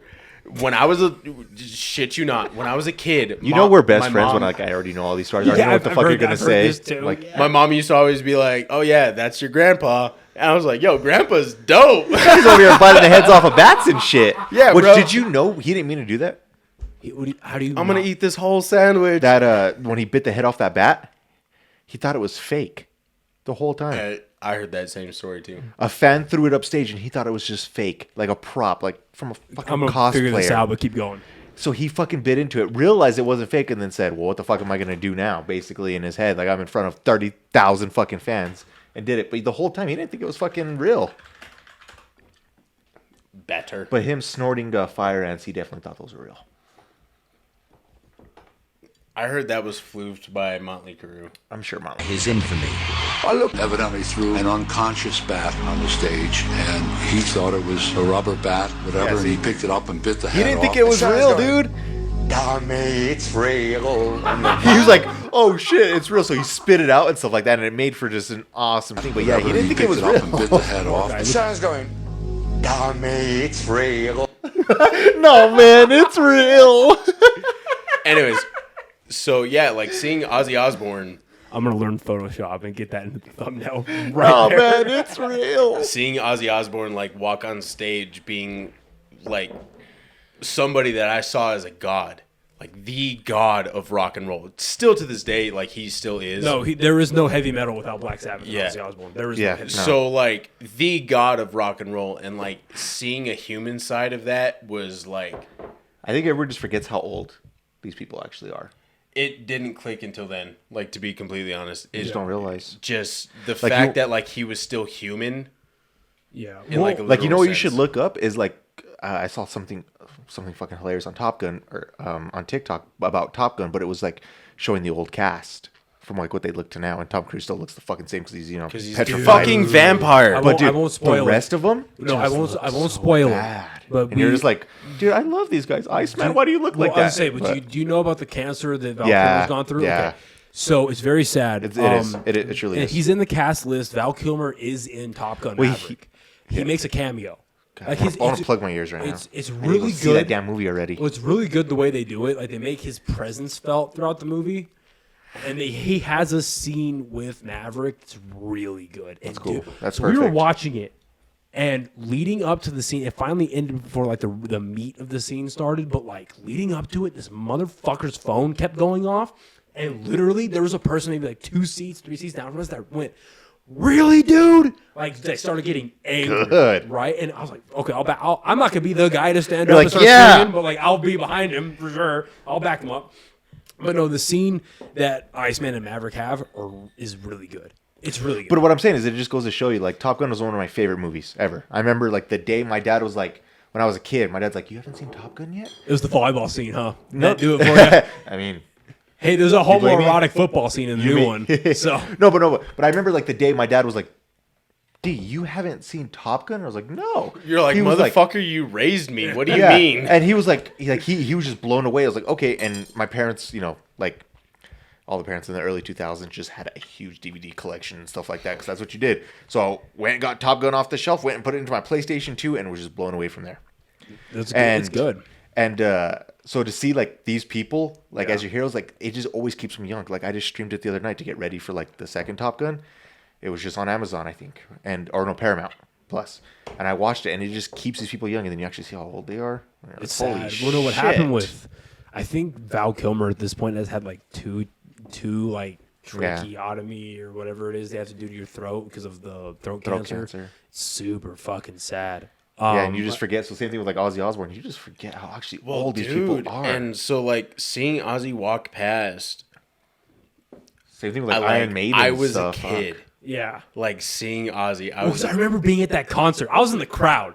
I went by myself, and I was in the crowd. Damn, sick invite. And he's backstage, so he's like, I'll never forget getting this text because they did like an intermission in Ozzy's performance, and what's really neat is a lot of the times that Ozzy performs now, or I guess like up until then, I don't know what they're doing now, but during that time, I think that was 2018. So I think like from like 2012 or maybe 2010 up to 2018, it was Zakk Wylde touring with Ozzy, and then, and before 2018, Zakk Wylde had his own band, and they were doing Zack Sabbath. They're doing a cover of Black Sabbath's old hits, right? So Zakk Wylde was doing the lead guitar for Ozzy, which was nuts. Dude, it was so good. So they're doing an intermission. I'm going to get another beer. I get back to my seat, and I get a text from him, and he goes, "Yo, they're tuning up a double neck for Zakk Wylde," and I was like, "Oh, what?" And he did a 15-minute guitar solo for War Pigs. See, it makes me think, like, how are you that old? And I'm sorry, but you were rode hard and put up wet. Like, let's be honest, through your whole career. Yeah. And it's like, I work a 10-hour shift at work, and I want to come home and just lay in bed and go to sleep. So, well, here's the thing, right? Like, how do you guys do this? He has infinitely more money than we probably will ever see. Still. So, dude, no, when you have that money, you have the Lot best of cocaine. doctors. Oh. Well, So- yes. so Yes. here's the thing, dude. Like, so being backstage, we talked with Ozzy Osbourne's like medical team, and they were like, "You got everything you need." They're like, you We're see like, this "Yeah, IV dude." bag? It's got everything in No, it. dude, we had bags on bags. and they're like, if we call you, like, can you handle any situation? And we were like, what? I am not about to be the dude that codes Ozzy Osbourne, because if I don't get fucking Rosk, I would stop being I'm your not friend. gonna be that guy. I'd quit EMS as a whole. Imagine being the dude that Ozzy died on. I refuse. I would have been like the second they're Or like, imagine being the guy that saved Ozzy. Oh, the endless pussy. That's what that means. Endless. Be like, hey, endless. You are now in Ozzy. Have you heard of this guy named what was it? Ozzy Osbourne? Yeah, I saved his life once. That new record? But then again, no. That's because of me. No, but then again, half of these girls nowadays be like, "Who's that? Oh, that's the guy that helped with Post Malone." shut the fuck up. Honestly, honestly. No, there was a small. It got snuffed out very Yeah, quickly. I know what you're talking but about. There was a small movement on TikTok of were these like- little 13-year-olds, 14, 15-year-olds being like, Post Malone's gonna make this Ozzy Osbourne big. Yeah. When they did the it's feature. so nice that Yeah. Ozzy Osbourne works with these smaller artists, and it's like, bitch, you just said what? Or Post Malone works with a smaller. Yeah, I'm sorry. Post Malone works with these I'm smaller sorry. artists, and I was just I'm like, sorry to You your didn't see editor. that? Oh yeah. I'm sorry to your editor, but what the absolute fuck did they just? You mean me? oh, you're editing all your stuff now? I don't know. I've been the only person ever edited. I thought you sent it off. No, I had a producer. I had a producer that would help me out with like the social media presence. Oh, and, okay. like, well, because before we got the shirts, Couldn't tell, man. The editing was pretty good. I didn't think he had it in him. well, thank you. But before I got the shirts, I would send off like the regular mic audio. I'd send it to him. He'd master it, kind of like lower it down and like, Yeah, cut that's out a lot of the white noise. But now with these, like this is a little rougher than those two, just because it's not as like I said, it's not as much power going through it. But if you turn your microphone so you can see the back of it, there's actually These are the Joe Rogan microphones. no, literally, yeah. Well, these are the mics. They've been around since Thriller. Like this is what those are what Michael Jackson used to do Thriller. But my point is though, is like you have these little levers in the back, and they do auto engineering for you based upon what kind of audio ranges and what kind of like levels you're having. Just for having conversations, the way it's set right now is it takes as much power as it needs, puts it through, recondenses it through those cloud lifters, and then it puts it to the mixer. That's cool. Anyways, Yeah. So there you go. There's some fucking Now that I know how all these how mics work. podcasting works. Yeah. So, like, I remember the intermission, fucking Ozzy comes backstage, and, like, the most heartbreaking thing for me, well, second most, because the first most is about to come.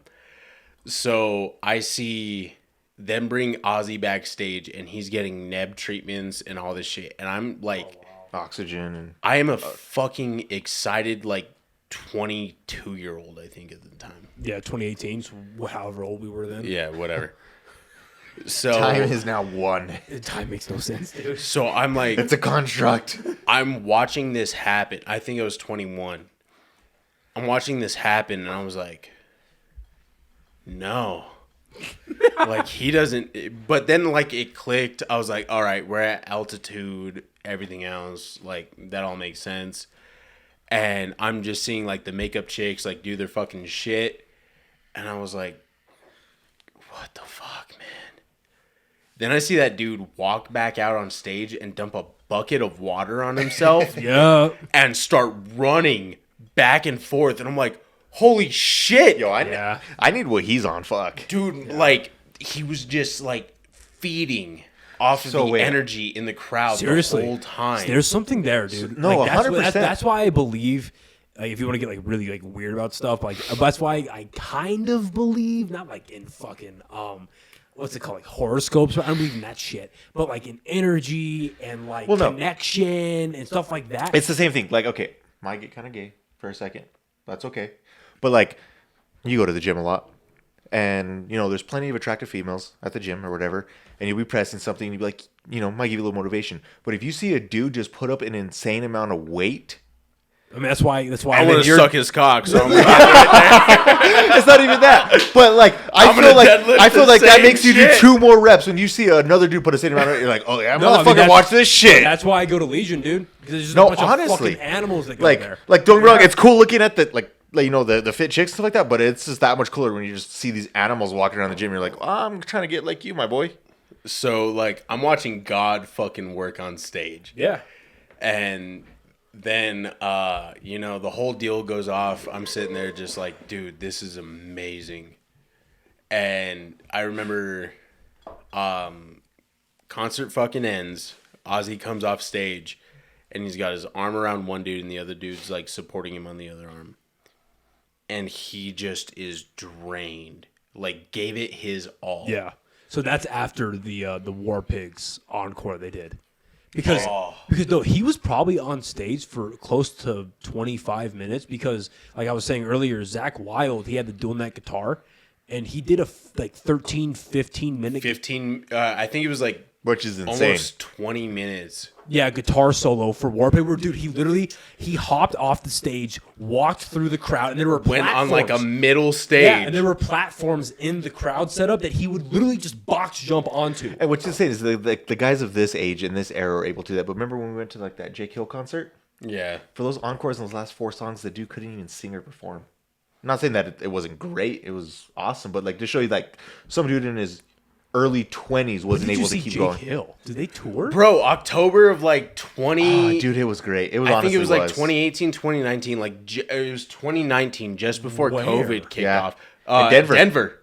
Jake Hill and Josh A. That makes a little more sense. Yeah, no, it was honestly awesome. It was. So- I've been to huge concerts from all different genres, but that one was fun. We'll get to that in a Well, the minute. more intimate ones are pretty fun. Because it was. There was. We'll get to that It, one. ha- in it had to be. fucking- It had to be a small venue, Like right? maybe Yeah, 150 so- people, 200 people, Bro, at so most. Jake Hill, Josh A, we're in what looks like a fucking basement. Dude, Okay, that makes literally, we're in his music video. Yeah. Bro, sense. Song. Void Walker. Void Walker, yeah. Yeah. Yeah, I have a There's screenshot on like my a phone. brief But see, the second only of, way you like, can see me D is I. just fucking. Yeah, the only way that you can see me is I usually wear a necklace, which it broke. I need to fix it, but it was over my shirt, and yeah, you just see me like in the crowd, just all pumped, and you can see the necklace like on my shirt. And I was like, there, that's me. Remember the fucking night I sent you like 16 minutes of goddamn snaps? Yeah, there's all the and snaps Dom got in the pissed. world. Anyways, but so Ozzy, then that. But it just shows. I got like, to see it's Ice impressive. Cube one time, which was weird. But anyways, I think he just came back too. Remember when Ice Cube performed like at the NASCAR event, and everybody was just like, so I watch NASCAR, bro. so aside from watching, yeah, most of the like, people don't watch Ice Cube, I guess, too, because yeah, he was performing, and everybody just in the crowd was just like, The crowd of NASCAR doesn't like Ice Cube. yo, I wonder- love cars and I so- love Ice Cube, so I don't know what those people's problem were. So the time I saw Ice Cube, I shit you not, was at Highlands University. Which is insane. In Las Vegas, New Mexico. Which consists of like 5,000 people on a donkey. Because One single burro. Yeah. Uno burro. Es todo. Uno it's burro. todo. Es todo. So I guess like Las Vegas, New Mexico is like the exact point between like when America is considered like the West Side to the West Coast. That's as far as he went. Let's go to a Bodang college. So this None of this is real, by the way. Directions don't matter. It's all a circle. You walk far enough, you're going to end up in the same spot. There is no west side. There is no east side. It's all a fucking joke. Tupac and Piggy died for nothing. Like, it's so dumb. It's like the So- Alaska thing. It's like the furthest north, so west, and this east. is the fucking this is the same reason that I fucking heard, right? So this is the reasoning that I fucking have. But so I remember watching like, oh my god, dude, it's so bad. So we're in this college gymnasium. In Highland, in Vegas. And this is motherfucking Ice Cube. And One of the greatest to ever do it. it sounds so bad.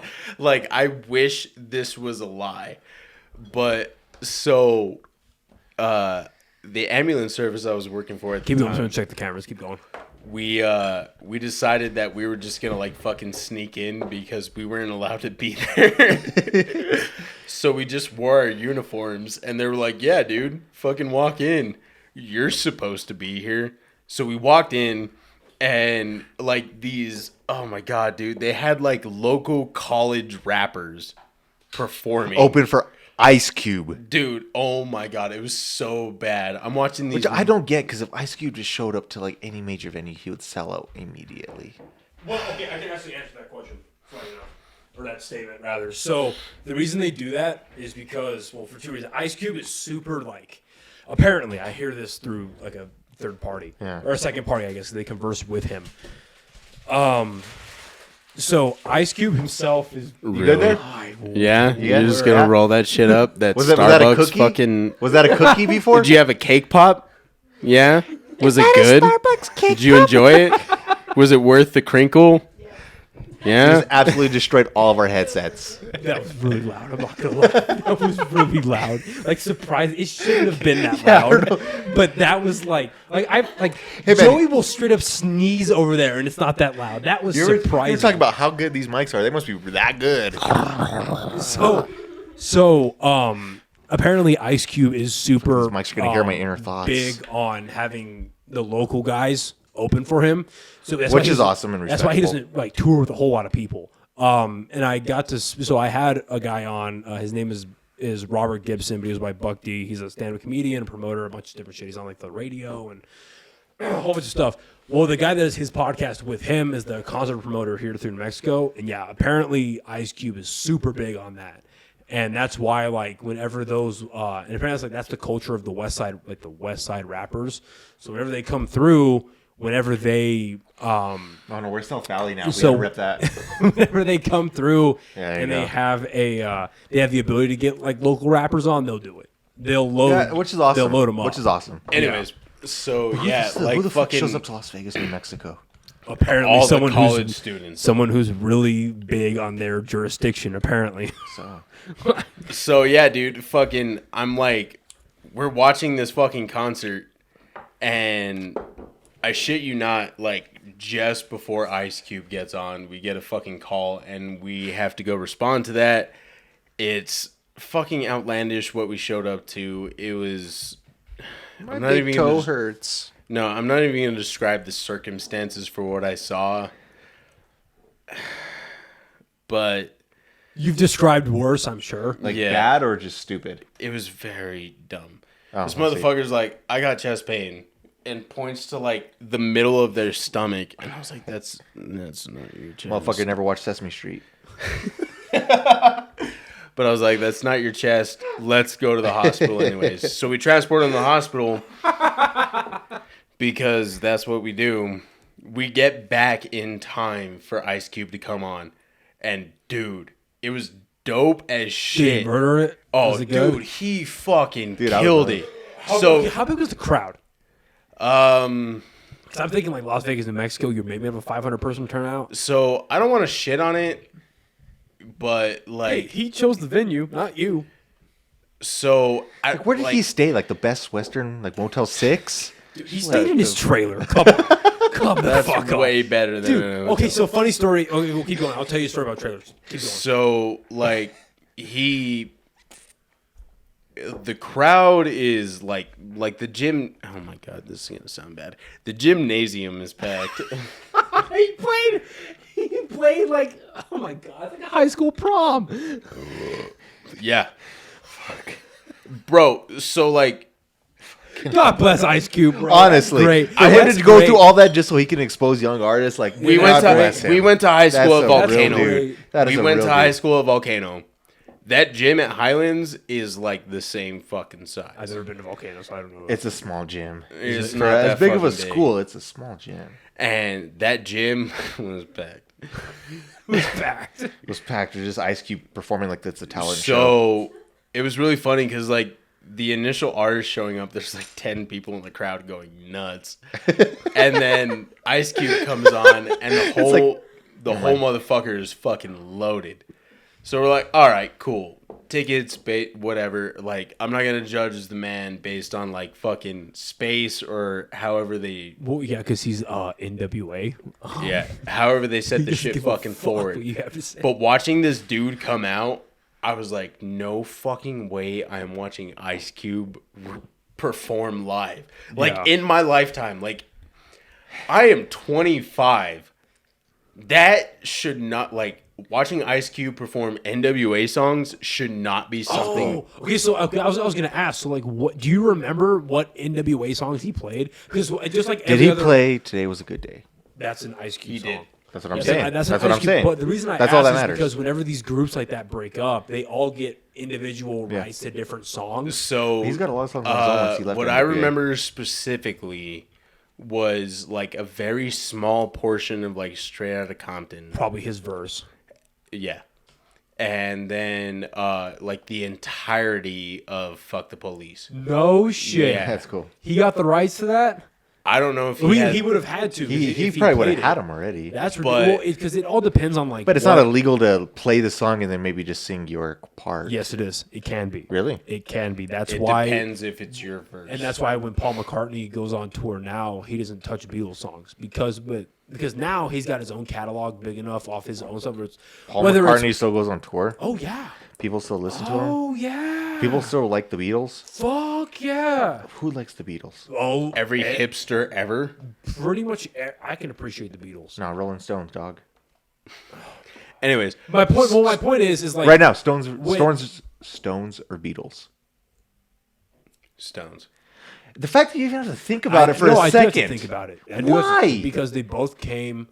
No, why do you have to think about it? That is the most legendary question. Stones or Beatles? And the fact that you have to think about it is making me question our friendship. They're both fantastic. Beatles are not fantastic in any sense of the word. We all live in a yellow submarine. Yeah, Okay. What? Okay. What? Helter Skelter.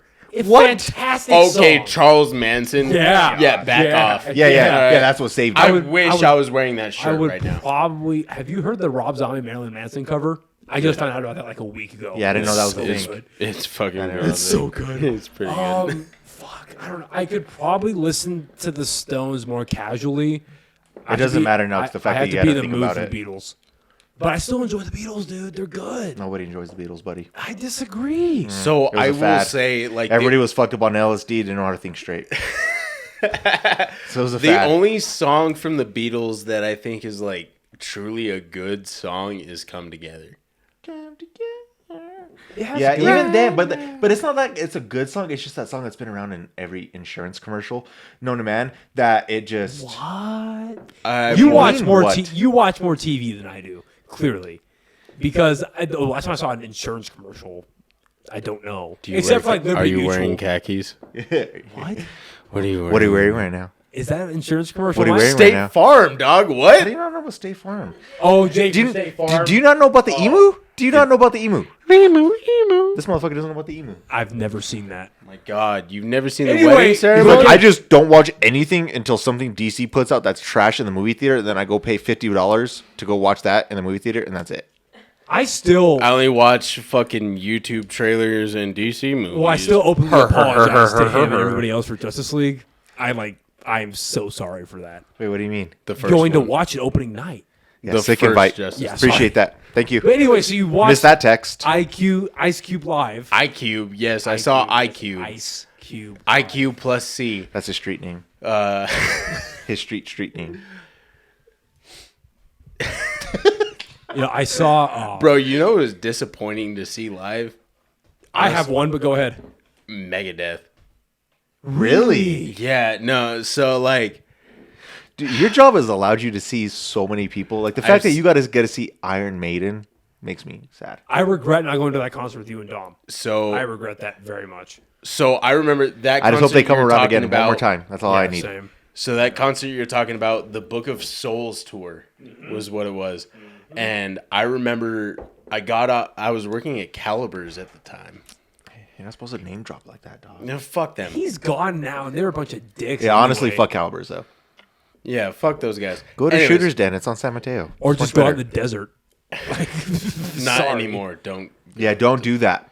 Why? Got in a You'll lot of get trouble. your shit taken away. Yep. Now Do not go out into the mesa and shoot. you get your shit jacked. By who? The Police, bro. law. There's a lot of people that went and bought land for Open fucking range pennies on the police. dollars, and if they hear the slightest crack, even if it's miles away, they'll be like, have to really listen. If they can hear a crack, they'll call the police. Because on I you. remember there was a spot. I've had police roll up on me multiple times being like, dude, don't shoot here. Well, If you shoot I here remember again, we're gonna have problems. There was a spot off of fuck, where are you going? It's like you're going west and you just keep going out of town, and there's a dirt road you peel off of. I think you, me, and Dom went one time, right? Yeah, Is that not a thing anymore? You can Because that was like a known place where people went to do it and nobody gave a shit. Because they're like old See, targets and now. I need to actually like look up the law because last time I got in trouble by the cops, I was with my dad and my uncle, and we were shooting bows. Okay, and then we all bought a Sig P365 XL. All of us, like around the same time, bought that, and we're like, this is gonna be our concealed carry gun. We should probably figure out how to shoot the damn thing efficiently before we start carrying it. Makes sense, right? Responsible, whatnot. So after we start shooting the bow, we go. Oh man, is that the NRA? Yeah, they want you to. And we go and shoot this small handgun where we were shooting the bows, right? Yeah. And it's not like we had ARs blasting off or AKs blasting off. And all of a sudden, Not that AKs like blast anyway, but I get your point. hey, that's some AK slander I won't tolerate, dog. But all of a sudden we show up, or a cop shows up.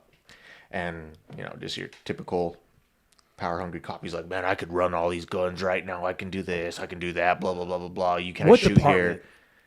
here. APD. And, no, yeah, it had to been APD. Was it APD really? It had to be APD Had to be because the APD. district you guys are in And- is in. Yeah, so then of course, want to play buddy buddy or whatever they do. But they were saying that basically, like, where we were at wasn't technically public property. It was technically bought, but the person who bought it allows people to go ride dirt bikes and side by sides and folders and trucks and everything through it. And there's no signs put up or anything like that, which I think is complete fucking And he BS. knows this off the top of his head. Yeah, he knows exactly. this. Exactly. Because me and this guy, we'll go rip dirt bikes wide open at 70 miles an hour. These things fucking screaming down this stuff. And there's not one sign. I've been all through that place. There's not his one face sign. right now tells me all I need to know. Okay, I rip him at 70 miles an hour.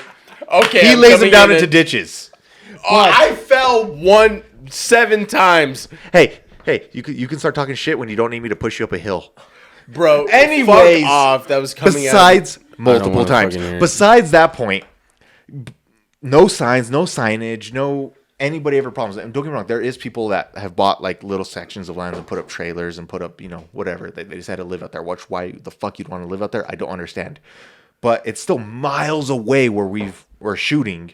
Right. Which in New Mexico, I don't quote me on the law, but I believe it's from a public access road.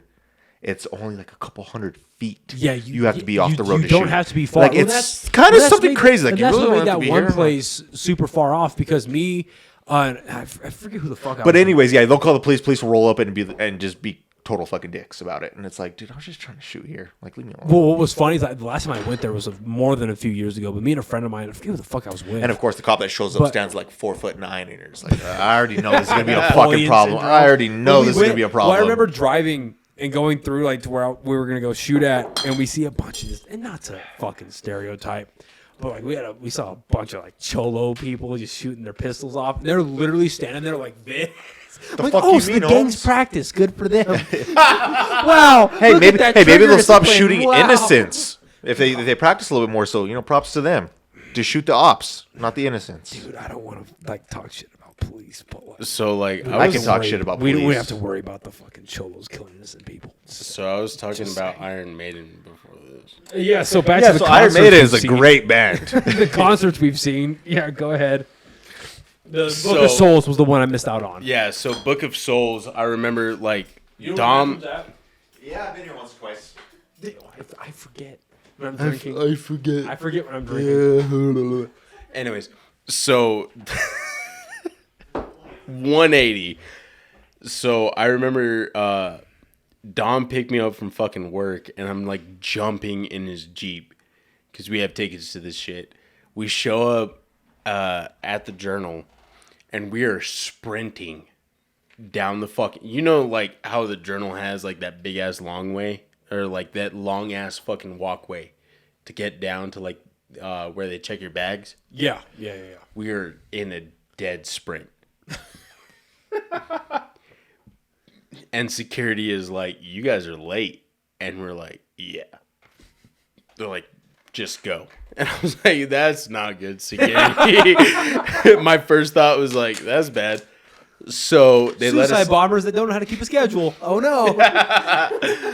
for legal reasons, no.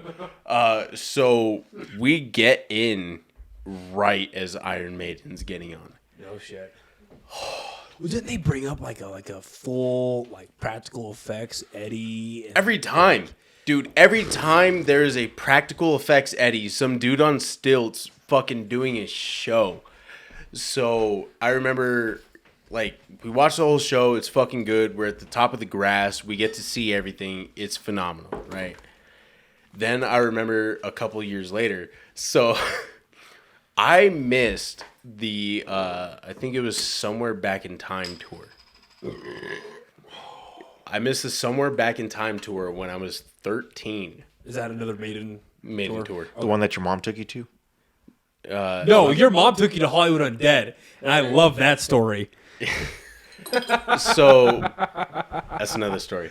When I was 13, I think I had to be 12 or 13. I missed the Somewhere Back in Time tour, and at like the age of 10, like Iron Maiden was my fucking band. My mom did not take me to that fucking concert.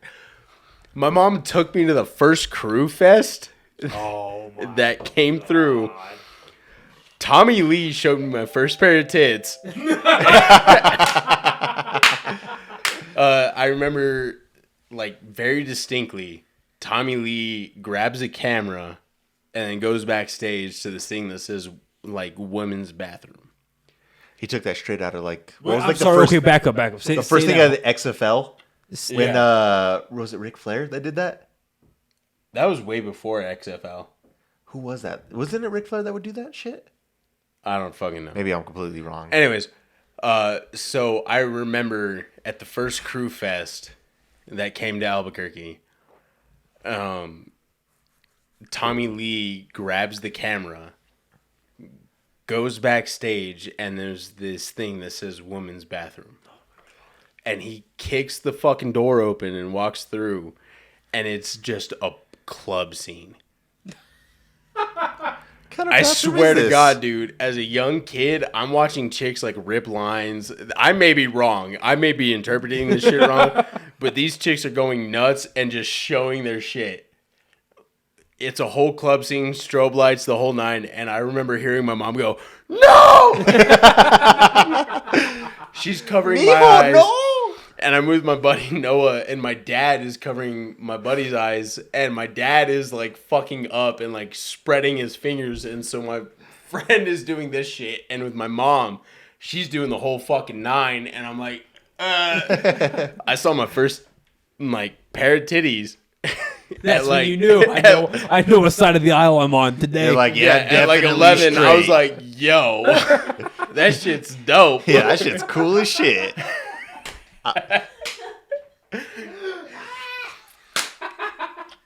There's a picture somewhere of like me wearing a Steelers hoodie and my buddy wearing like an Iron Maiden hoodie. Well, I feel like our generation, our dads either showed us Iron Maiden, Motley Crue, Black Sabbath, or like a combination of the three. Yeah, those were like the top three, like classic. So rock. like, I don't know. It wasn't like that for me. For me, it was like before we'd go snowmobiling, which in Taos back in the day it was huge. It was one of the pioneer for the high altitude, backcountry snowmobiling, and it was just like that classic dad rock. It was just like trap and like U2 and just like that. That was all the music that I like. You grew up with U2? Fuck yeah, U2's sick. Oh no, he's one of those that open up the first iPods like a free U2 album. All right, I had the U2 album before they forced it on people. Okay. I'm so sorry. Hey, dude. yo, right now, if you want to go handle this outside, we can. No, right now, 100%. Why are you talk shit on YouTube one more time, dog?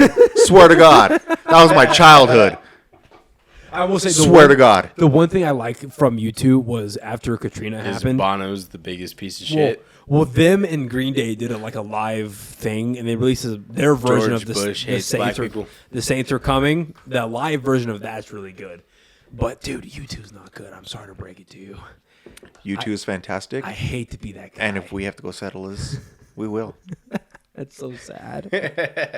U2 is So, great. anyways,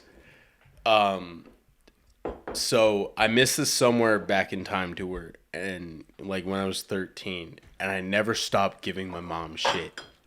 So she bought me tickets for the Book of Souls in 2017, and then 2019 comes around, like the last like Iron Maiden tour, at least that I know of. I think they're back. I doubt they've toured since COVID, dude. Yeah, well, dude, They're so old by now. Like, I doubt it. So one of my favorite moments from like the tour in 2019, which was oh my god, what the fuck? I think it was Number of the Beast or some shit. One of my favorite moments was Bruce Dickinson going, "We added up all of our ages, and we outdate your American Revolution by like 200 years or some shit." And I was like, fuck, dude, these guys are old. I remember like the Sum 41 Fat Lip, like Maidens and Priests were the gods that we praised. And that's already considered like an old song. Jeez. And like listening to that, and then like, what tour was it when they were going to perform like the Klansmen? They're like, I know that means something different in America. Yeah. So it was the same thing. That same tour in 2019, they go, we're going to sing a song called The Klansman. And it's Klansman with a C. I know that means something different here. Yeah. But it's Klansman with a C. And that was one of their later tours too, and they still rock that shit, dude. I remember they had like up there with the American flag and beats the shit out of like the Eddie, the British Eddie, yeah, whatever Eddie that was. Fucking dope. It was like, such a good show. Like that. That's one. Like that's virtual. That's what the I would song love. is off of. I still need to see when it came out. So it was still need to see an Iron Maiden concert. 1998. Like I want them to bring out the Red Baron and everything, dog. That's neat, dude. So like they did last time they were Aces here, High. they did, right? They opened it up with Aces High. With like a P-51, right? Yeah. God, I would love to have seen it. That, looked man. like a P-51. I have the video somewhere. But yeah, they have a whole inflatable fucking like old fighter jet. Like a just P-51 old Mustang fighter prop. Yeah. Yeah, I would love to see just that. like in the back, kind of fucking moving around. It was so dope. And I just remember thinking like these are gods. Like I hope between they go on tour Ozzy just one and more watching time. Iron, like these are gods of rock. These are the motherfuckers that like guys sit there and fucking go, this is what we base our shit on. That's the standard. Like, and so like Which is seeing what you try to Megadeth. achieve. Oh yeah, I forgot you even said that. Yeah. 'Cause I love their old stuff. Seeing Megadeth, Like their in-game album was not good. The one they put out like maybe 4 years ago. I did not like that. seeing Megadeth was like the one true like run-in with like age. Cause like seeing Ozzy, you saw him come alive on stage. Well, 'cause I was gonna say, being in the crowd, like, yeah, you could tell that he was old for sure. Like, you can't really deny that. But he put on a fantastic show. He killed it. And What Corey Taylor No, I was gonna say- fucking went on I was before gonna say, him. so it was a Ozzy Osbourne and Stone Sour concert. You can't go wrong anyway. But Corey Taylor, he took like 10 minutes to like speak about Ozzy Osbourne, how like important he was, not only to his inspiration, but like I guess Ozzy let Corey Taylor live with him for a bit. And he was homeless. It was in between Stone Sour and Slipknot. And Wait, who let Corey Taylor live with him? Ozzy let Corey Taylor live with him, and his family like helped him like put him in an apartment, put him like pay for his rent, his groceries, and then helped Corey Taylor, like Ozzy Osbourne helped him write for a bit for Slipknot, and helped him like give him some inspiration or some ideas and How was what Corey to Taylor go off of. homeless? Between Stone Sour and Slipknot, I guess he didn't make enough money, dude. From what I've heard, like just reading about him, and then some stories that I've heard from Rodney, because Rodney worked backstage for the Stone Sour early days. Corey Taylor had a lot of demons. Yeah, well, Well, you don't say. Well, I guess the easiest Well, way to put no, it. That's the Because easiest like way to put it. Stone Sour was like a passion project. Yeah. For fucking Yeah. Corey. Yeah. But then he replaced the old singer or the first singer for Slipknot. A lot of people don't know that. Who was the old singer? Nobody knows. That's because they did because Slipknot. Yeah, I didn't know that. Fuck. Yeah, because Slipknot did mate, feed, kill, repeat. That was their first album. I don't think it got a commercial release, but it got like a very limited, like 5,000 copies kind of deal. But that With the original. Yeah, that was the first Slipknot album. And it, Have you ever seen like the timeline of like the Misfits and how many different like? Oh, they've gone through a million different I changes. can't even keep track of that. Like the more I got into it, I was like, dude, I can't even like comprehend like how many. Like it's a complete different band through like the years. So, but with the long story short is he had a lot of demons and he went broke a couple of times before Slipknot happened, and he just went on this whole tangent about how Ozzy put him up and the family was super nice to him, fed him, kept him. Why did Ozzy do that though? housed. Who knows? He was just saying thank you. For like 10 minutes, he was saying thank you. Who knows? But like that's even before he went big with Slipknot and stuff. So it's Yeah. like, why would Ozzy just take some dude that it's was not- our equivalent of like it's- maybe a SoundCloud rapper that was halfway Who- decent? I don't know, but I mean, it's not unheard of for people to find people and be like, "Yo, you're Like really believe in him, be like, yo, you're this really dude's gonna do good. something. Maybe you're a friend of mine. Who knows? And That's cool, though. I'm gonna help you out." Yeah, I always. Well, knew I was Ozzy actually a good guy. watching, kind of on the same subject, but kind of like adjacent. I was rewatching an episode of this documentary that Showtime did for the Comedy Store, the very famous. Really, there's one I want to watch that. It's good, and they do it's not streaming, unfortunately. Like it's streaming, you have to buy it. But there's an episode they did on the return of Joe Rogan after he got banned from the Comedy Store because of the whole Mencia incident. He did what? You didn't know about that? No. Oh, okay, we'll talk about that. So we were watching it That yesterday. dude talks so highly of it, and he got banned. Oh yeah, he got banned from it. Oh yeah, but so what happened though is they're talking about the return of Joe Rogan, and they're talking about how when the Joe Rogan experience first started, like Tom Segura, he's being interviewed and he's talking about it. He goes, "Yeah, I did his stupid little internet show. And I remember coming back down and asking Joey Diaz, you know, what is he doing up there? What is this fucking nonsense he's doing on the internet with Red Band?" Yeah. And then, you know, the Joe Rogan experience was born. But the long story short is, so do you know who Carlos Mencia is, by chance? Yeah. I don't know. Yeah, exactly. So he was. One more he time, was, please.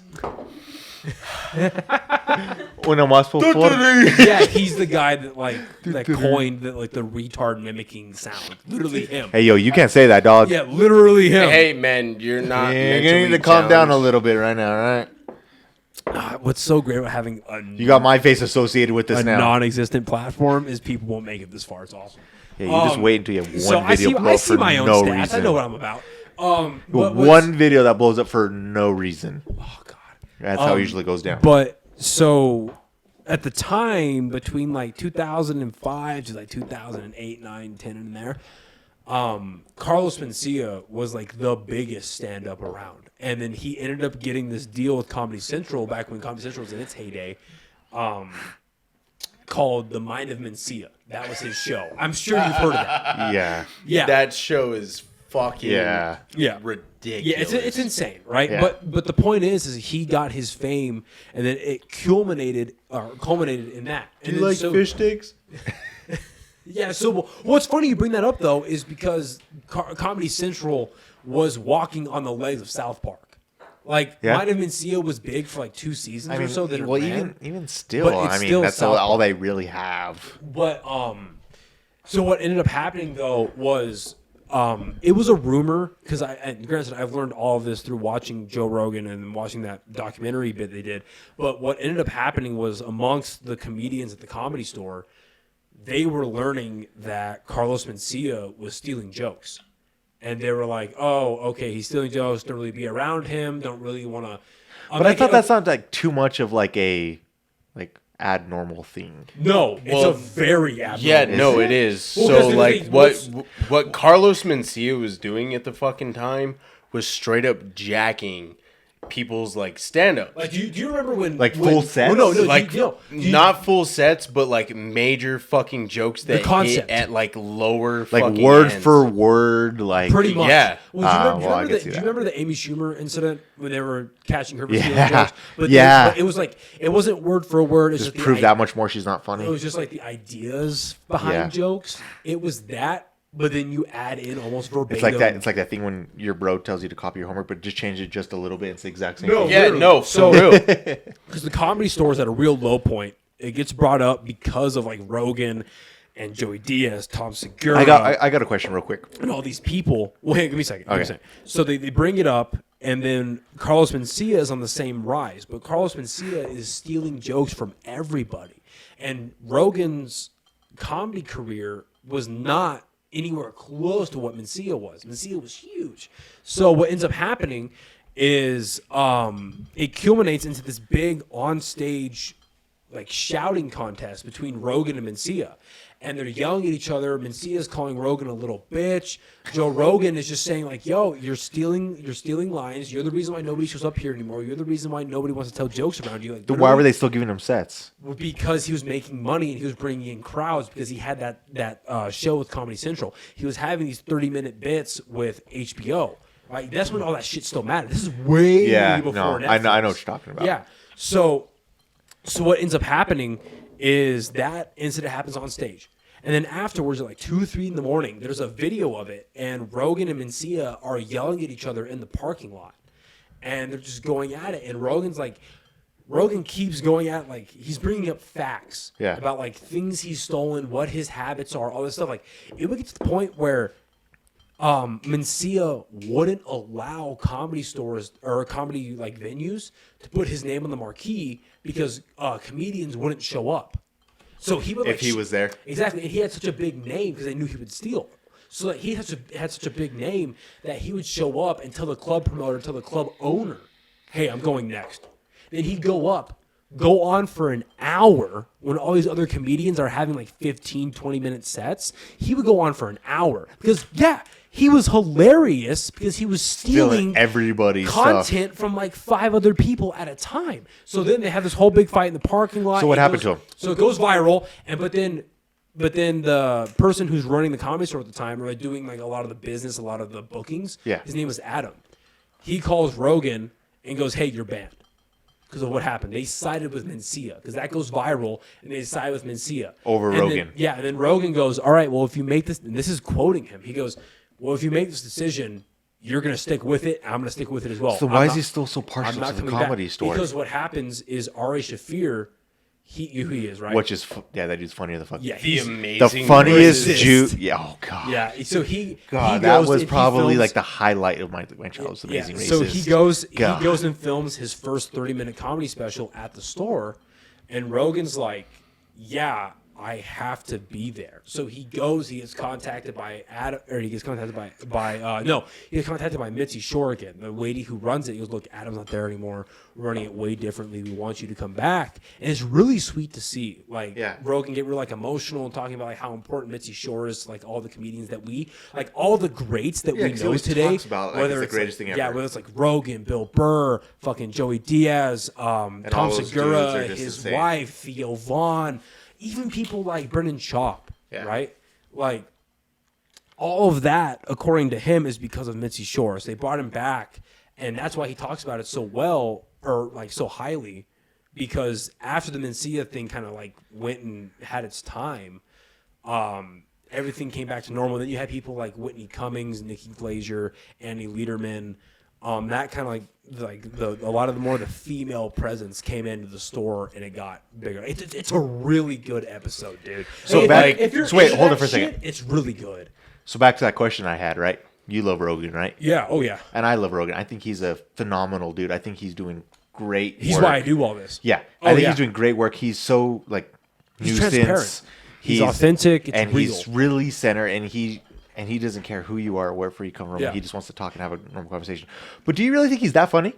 Yeah, Yeah. I think so. No, No. Okay, I wait. think- I know what he's asking. His So- older stuff. I No. think. Yeah, no, I think so he is I probably think- one of the best dudes to ever walk the face of this earth. He is such a fantastic person. His all around. older stuff. I don't I'm know if not he's that funny. No, his older stuff I'm not a fan of, but his comedy specials, pretty much from Rocky Mountain High on, are great. So- anything from like I forget what it's called, And but it's like you the- can't be too much because I remember you telling me like No, Rogan's not so even that funny. I've said that shit. Yeah, you have. And I'll come out and fucking say it. I think like Joe Rogan's earlier stand-ups It's not are good. based off So of how did shock. he get so big? Hold on.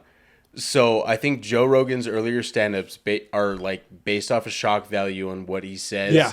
And a lot of it is him screaming and running across because- stage and doing okay, all of this like okay. fucking But outlandish can shit. the same thing be said by like But Cummings? have you seen the stand up of Sam Kinison? No.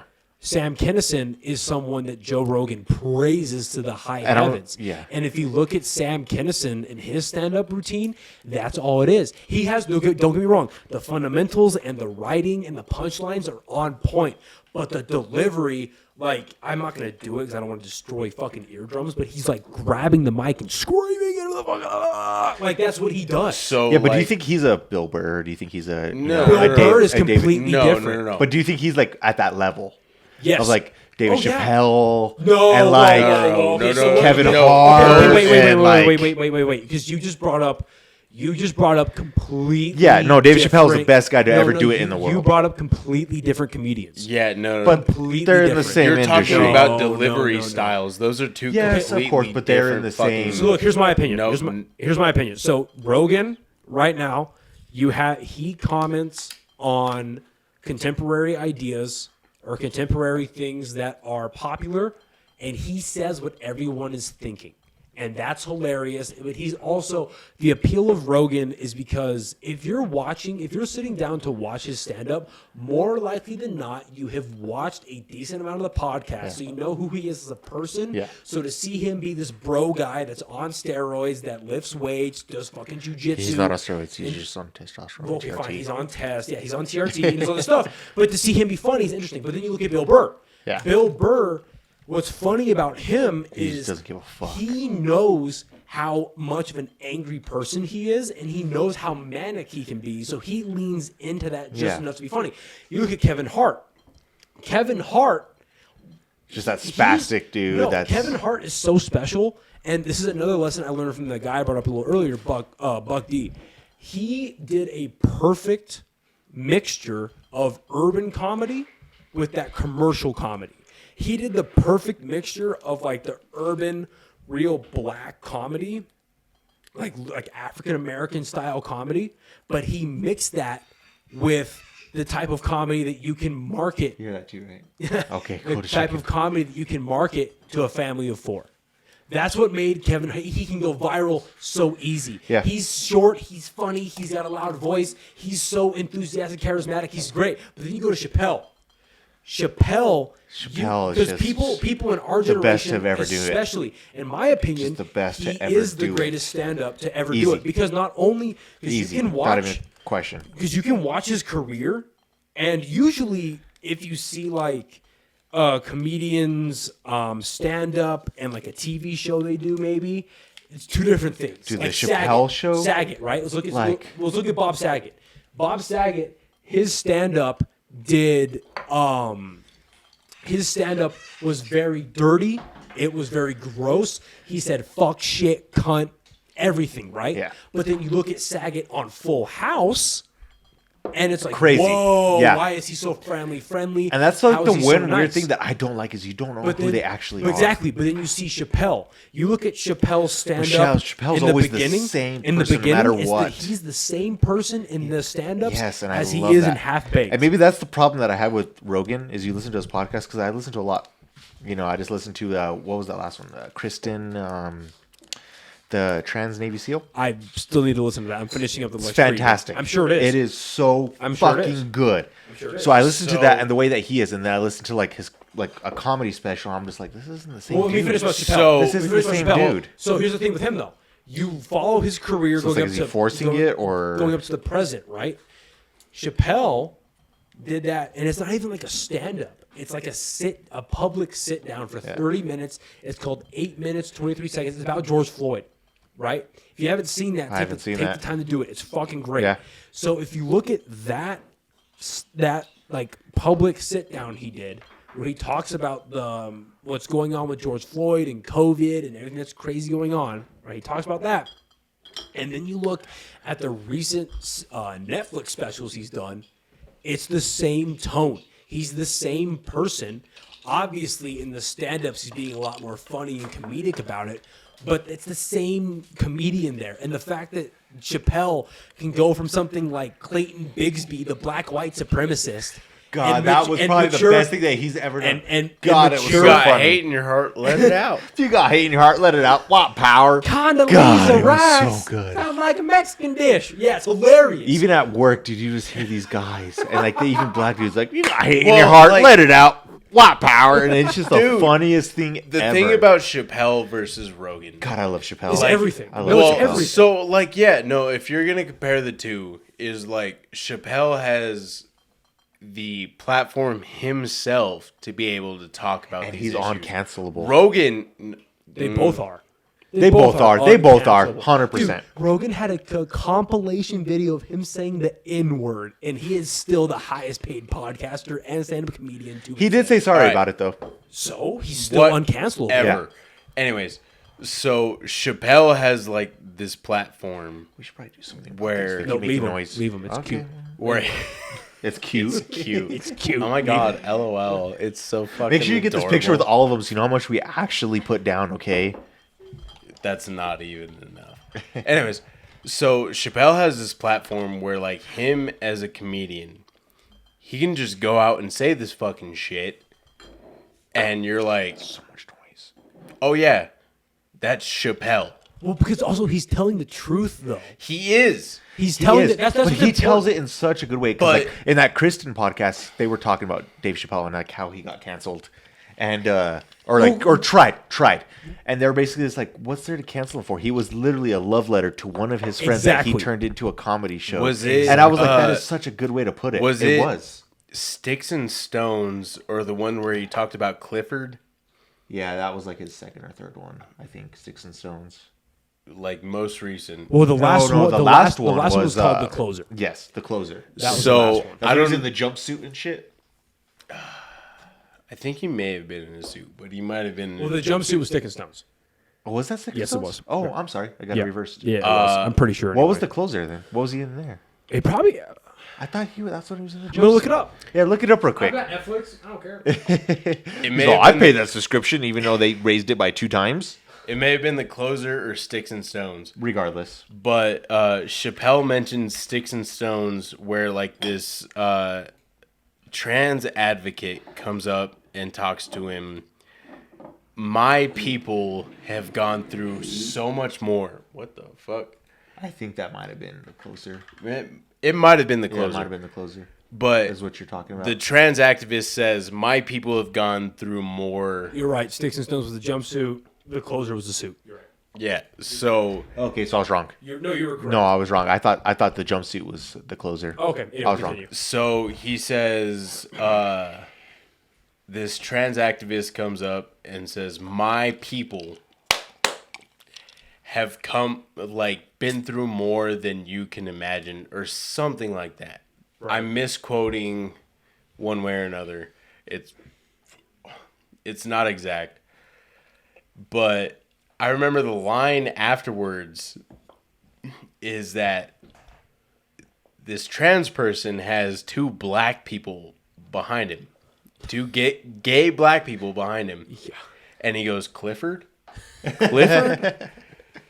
And like, to the truth that Dave Chappelle like acts on is, you know, like in today's society, one way or another, somebody thinks they are like the most persecuted persons. One way or another, they're the most persecuted We were just persons talking about this, so yeah. to get attacked. And no matter which way you choose to see it, be it the Jews, be it African Americans. But it's No, true. dude, It's dead true. ass. Because I'm Like- going to be honest. When people ask you, what race are you? What do you tell them? I tell them white. But do you mention your Hispanic side? No. Because I'm guilty of that. Like, especially people at work, because I work with majority of Hispanics.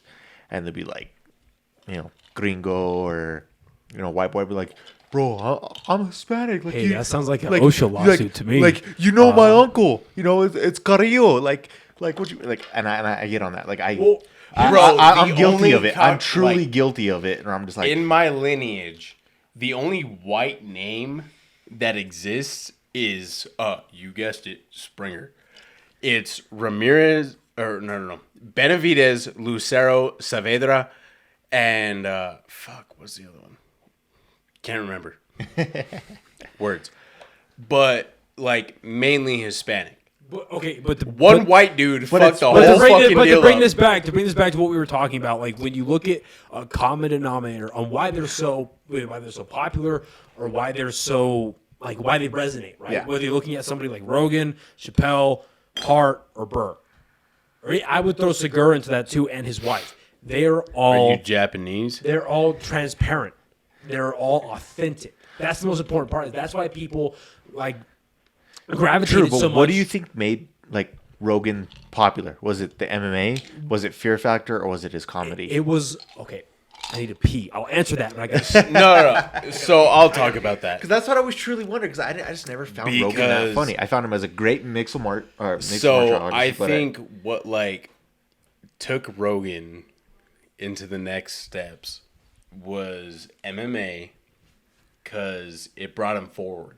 But he never fought. He never got into the UFC. No. He you're did right. Fear Factor before that. That's what I remember him from. So- It was full hair Rogan.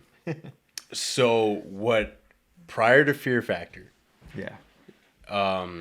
what I personally, what I remember Rogan for is his kicks. Yeah, but his kicks didn't come along until he started training GSP and showing GSP, You're right. and then everybody was like, "Yo, Rogan can kick like that." You're right. And it No. tripped everybody out that he could kick like that. You're right. His side kicks were just insane. But They were personally, devastating. And this is a personal deal, right? GSP, the fact that GSP comes to you like, Mr. Rogan, the king of comedy and podcast and Fear Factor, please show me how to sidekick. So, that's insane. Rogan's comedy never stood out. His comedy never really caught me and entrapped me. His kicks and MMA caught me more so, where I was like, oh shit. Yeah, but see, I never even learned about his kicks until after his podcast started showing up on Instagram and everything else. And then because you were watching that, how algorithms work. They're like, hey, look at Joe Rogan throwing these sidekicks, and you're just like, holy shit. But I think for me personally, I even saw. I'm sorry, I keep interrupting you, but I saw even today. I don't remember who he was sparring with, but he was even showing how instead of going for a full mount position, how you could wrap up the legs and roll and grab someone's back, and that was even before all this stuff, I think I caught Rogan's MMA or kick, career before I caught Fear Factor. I'm gonna be honest. I caught Fear Factor early. I was the kid watching, Spike and G4.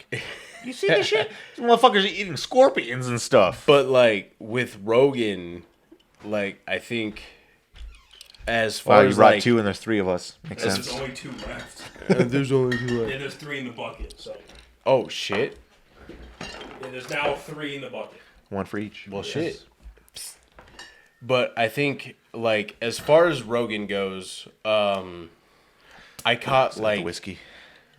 his I caught his kicks and MMA shit Yeah. before I caught Fear Factor. Really? And I didn't see his kicks until Have you GSP. seen me- him knock somebody out with a kick at a taekwondo? I've never seen him knock competition? somebody out, but the first time I ever saw his kicks was when he was Watch training GSP. so And GSP, when I was growing up, my dad and my uncle were so into the UFC that it was Chuck Liddell, it was GSP, it was Brock Lesnar. Brock Lesnar, but who was no, that was even before Brock Lesnar. Brock Lesnar was still in the WWE then, but what was the dude from Hawaii? God, I forgot. It was Diego Sanchez. But who was Watch this.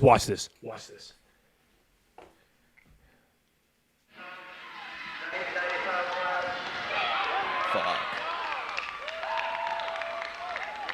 The video's not great, apparently. No, but it doesn't matter, dude. You can just see how he just absolutely dropped that dude with little effort. That's the main thing to watch too. Is it was just little effort. Now here's him like maybe 10 years ago or so. Just little effort. The capoeira version is the same as the Taekwondo version. The difference is like the difference.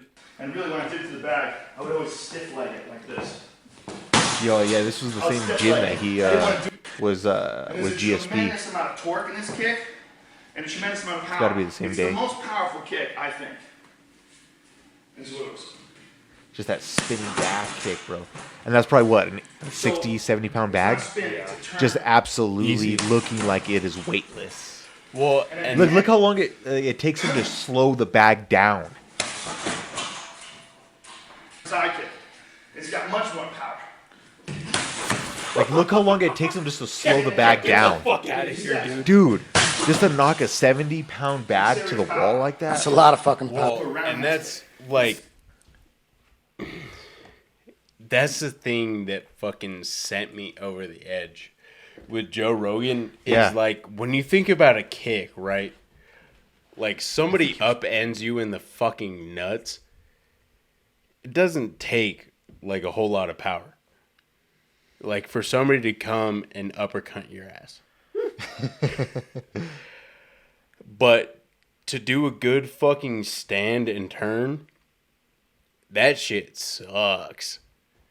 Like, just straight up to fucking sit there, point your fucking toe right, get the fucking angle, and send your heel into your gut. Oh, yeah, Bigsby. I don't know why I was, like, blanking on his name.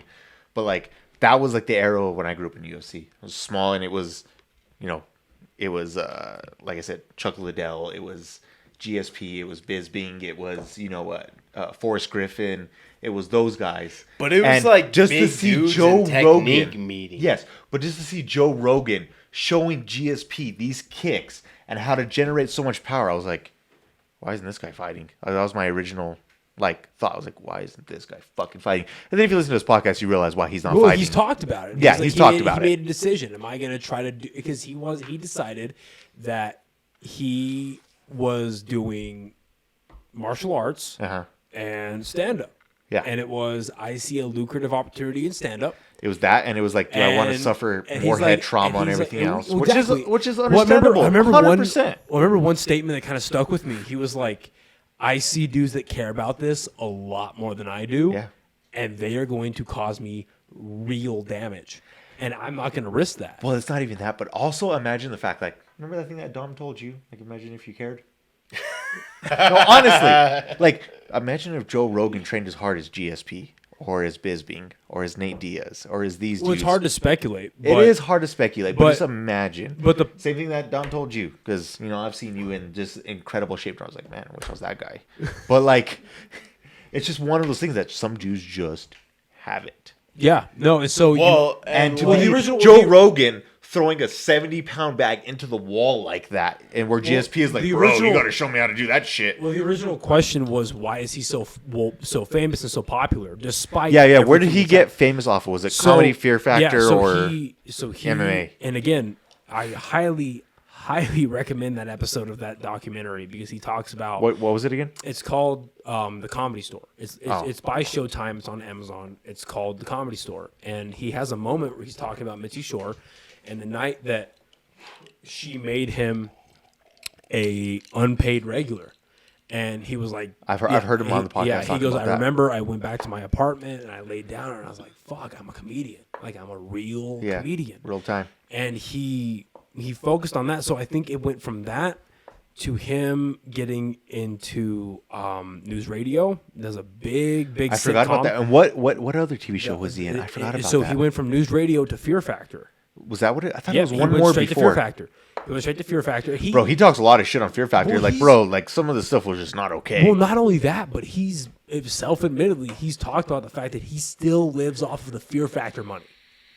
That's how much money he got. Like, how long ago was Spike on TV where everybody was watching it? Yeah, exactly. You know what show they need to bring back is The Silent Library. Bro. Like, right? You know what the silent library is? So basically, it was where they played. Hold up. Look Shut it up on the fuck YouTube. up. What?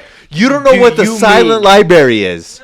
It's great. Oh, It's great. It is probably one of the best TV shows ever made. So the whole point is they had My a group, dude. They had What the fuck? they had a group of people in a library. or You're like our a library age, and you don't know setting, what the silent and library is. what they would do is How they would old are you? they Okay, would hey, play- let Noah explain. Let Noah explain. they would play, like, to put it lightly, they would play pranks on this group of people, and if you became too loud, the librarian would come kick you out. Yeah, so They what were it all was playing for money. Yeah, what it was is That's you would basically sit, what it was. Yeah, you played for money. It was put on by G4, and I think Spike at one point picked it up. G4 and Spike. Yeah, It got tossed between yeah. the two. And what you would do is you would have like 6 friends, and they would all have like these comical size like playing cards. All of them had like green, like you're good check marks, except for one had skull and crossbones, and you would pull it, and it would be like some name of some prank or whatever. And everybody would like grab a card, and then all of a sudden they would flip it. And if you got the skull and crossbones, you were the one.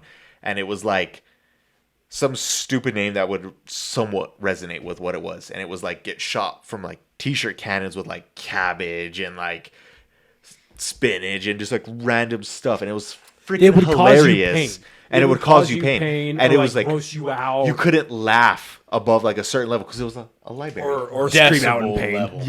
Yeah, you couldn't go above like a certain decibel level because it was a library, and it was like in a setting of a library, and it was like just the funniest thing ever. Watching these people trying to hold in their laughs while they're shooting their friends with like cabbage Bro, and like, stuff. Oh, these it was guys the best would, thing like, in the world. Smell farts, like, Or remember, like they would put like fish, the or, clothespins on most their random nipples shit. and then, like have like an RC car take off and like snap them and Yeah, stuff. God, dude, it was the greatest like, thing ever. They would It was get so like funny. the most random shit done to them, It was just and the it most was random. like painful, smelly, or And the guy that gross. hosted it would be like, "You lose. You were too noisy." Like, there you go. Some like hardcore Asian dude. It was the best show ever. G4's coming back. Do you know that? So we'll talk about that. G4's coming back. No. They tried and it failed. Shut up. No, What the fuck are you talking about? Shut we'll up. talk about it. Video. It already failed. How?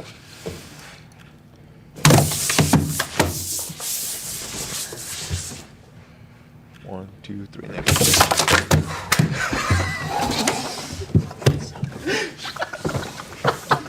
For a show that had no voice lines in it, it was so good. It was so fucking good. This is great daytime television. Oh god, The it only was such a time good TV show. you do this without going to a hospital. The contestant must feed 3 carrots to whatever lives inside the mystery cage. Which, if you haven't seen one, I would greatly suggest. So they've got a guy go see one on blindfolded right now, and Ron Jeremy's head is in the cage. And see, they had the decimal levels on the side, and you could already see that they already failed before the thing even started. Oh god, it was so funny. It was just the awkwardness of this TV show that made it that much funnier, and the silence.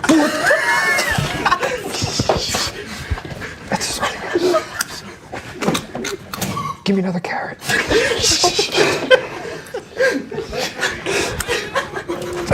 Ron Jeremy I eating love this carrots. Ron Jeremy. It's so You simple. know there's a fucking Yet- 10-inch cock under that box, bro. It's so simple, yet it is so fucking hilarious.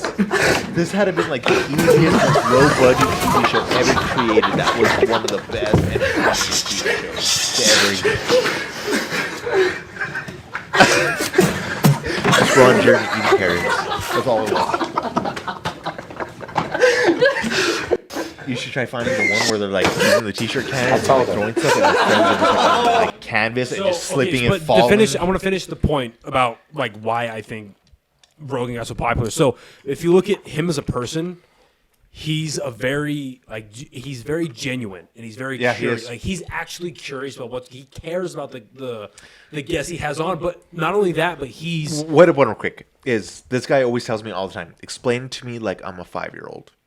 Okay, sure. And that's what Rogan does. So it's like you get no bias from anybody that is on. And it's just like he's a conduit for the audience. Yes. So whether it's someone, it's not like that he Neil, only has the intelligence of a 5-year-old. It's that he just lets people explain to him like he's a 5-year-old, and it's great. Whether he's got a guest like Neil deGrasse Tyson or Theo Von.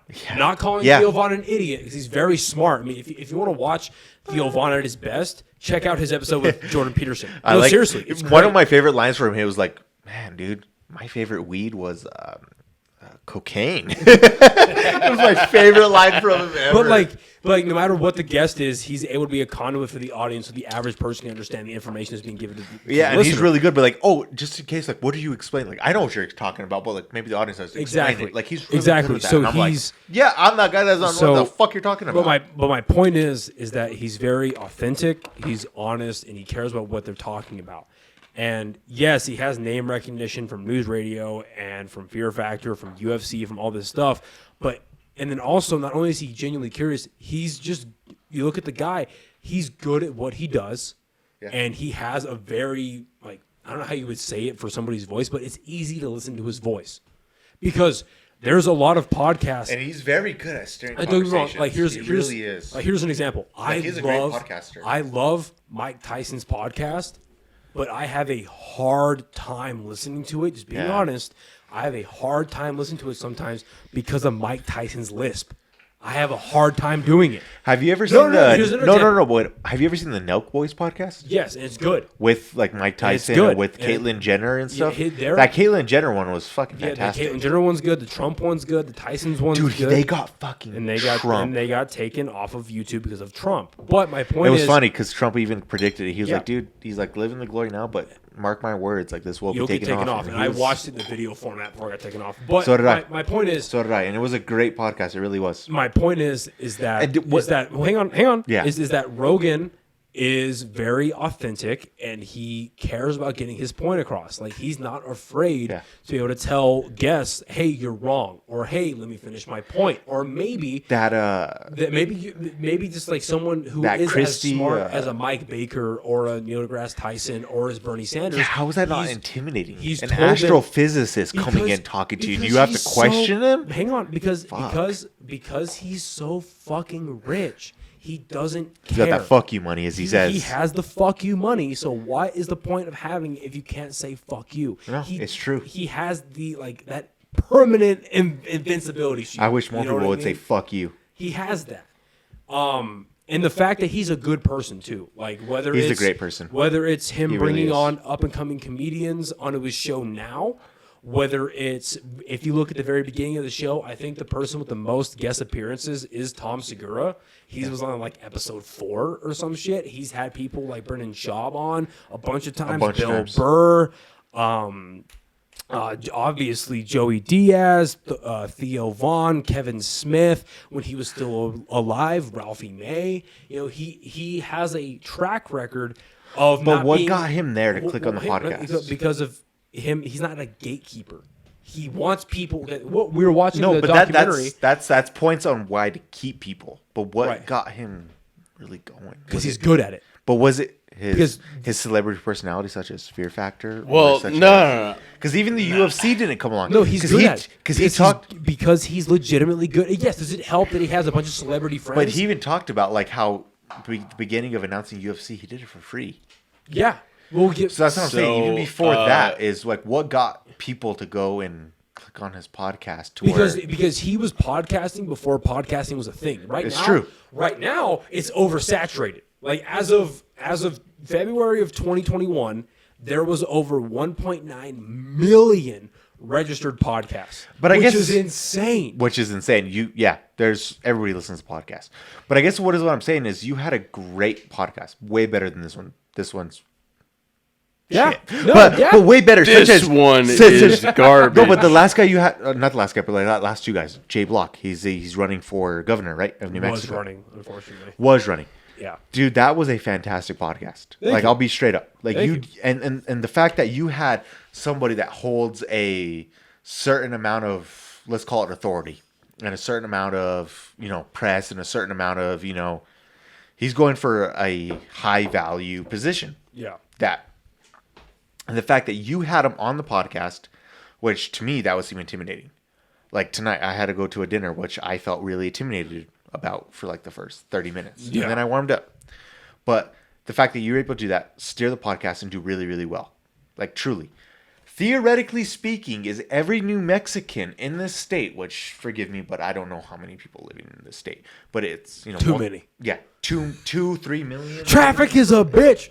Anyways, but should have listened to that podcast. If you want to get it, you know, from how you say the horse's mouth, come listen to this podcast. You're as far as I know, the only person that has him like on a very raw, because podcasts are very raw. Yeah, so very there's raw. There's including feature. mine. There is 2 that he's been on, and he was on one radio show. Regardless, but who gives a shit? Podcasts are where they're at. No, I get but your what I'm point, saying yeah. is, does that necessarily still going to make you big? Are people going to come and so be like, if you want to, yo, I'm thinking about this guy, but I don't really know where he stands. Whereas people should so be if thinking, you but they wanna don't. ask- Oh, look, he's on this podcast. Let me see exactly from the horse's mouth what he says from someone that's asking great questions. So you're asking 2 different questions. Yeah. You're asking, is what I am doing going to make me big, or are you asking, is it legitimate? No. the What I'm asking conversation? is what you're doing, theoretically speaking, should make you big. But if someone's like, no. Theoretically, it shouldn't. No, it shouldn't. Theoretically. Because here's the thing, right? No. No, You don't think so? No. If I'm someone that's super interested and be like, dude, I do not want Michelle Okay, so I see what Grisham you're saying. and- I see what you're saying. Yeah. With that specific guest. So I want to what see you're what saying. these different candidates that are running, which as most people should. Oh, look, there's a podcast straight from the horse's mouth. Let me see what this guy has to say. Okay, so I see what you're saying, and I agree with that part. I Yeah. agree with that. Like that specific guest, I agree because that was an hour-long conversation where it was him. I believe I did my best. Let him flesh out his own ideas. Let him you did flesh really out good. what he wanted to say, and I wanted to give him as much time as humanly possible while covering. Like that was the only episode that I've done so far where I like prepared ideas in my head. And I like the fact that you kept bringing them back to the point, like, bro, you didn't really, either answer this or let's come back to this and try, expanding upon because idea. he was a very friendly guy. He's a politician, Before we great talking points, but exactly. you broke him down. You really did. Before, and I appreciate that. It was fantastic. I was like, my boy Noah's really going at his ass. He doesn't give a shit. Because what I have to lose, first of all. Yeah, second of all, and that's a great mentality to keep. When we sat down, he was very personable. He was very he seemed very good guy. happy to be here. Yeah, and which is cool. He treated Joey very well, and I was happy to have Joey here for the first half of it because frankly he's like a fucking security blanket, to be honest. Sometimes when I have some guests on, I'm like, oh fuck, I don't know this person, or like with Block, it was like, fuck, I need you here. Like I need another person to kind of like not fall back on, but to be like, I know that there's like maybe if I don't know something, you can pull it up immediately without me being awkward and typing and all that shit, right? Yeah, but by the time Joey had to leave, we were fine and things went rolling. But that was the only episode. By Joey, you mean Jamie? That was the only episode where I really had to like research and really look into things like what's going on in New Mexico, what are things I have to talk about. And I spoke with a friend of mine, and one point I wanted to bring up, and he actually brought up himself, which made me really happy, was about rural New Mexico. That and the native population. I'm so glad he brought that up. I was shocked we went into that. That is so great. Fucking shocked because 60% for people listening that are outside of New Mexico, in New Mexico, 60% of our land is rural. Yeah. But the problem is that that's where I come from, and everybody else. 100% of our politics is ruled by Albuquerque and Las Cruces, and of course Santa Fe. But Albuquerque and Las Cruces, which are predominantly liberal people, liberal trying populist. to speak for the farmers and ranchers that are just how so out of touch. How are you going to do that? So out of touch. And he brought that up himself. But so with that, again, to answer your question, with that specific episode, yes, that is the place to go if you want to hear, like there's that and maybe 2 other podcasts he went on, where if you want to hear who J Block is as a person, that is the place to be because he was there. But as far as like me doing my thing, should I be popular based off of this? No, because there are quite literally millions, hundreds of thousands of other podcasts that are attempting to do the same exact thing. Give you an example. So of big ones, right? Big ones. I think there's 2 that come to mind. So Rogan, He's at the top of the game, obviously. He's best. authentic. He knows what he's doing.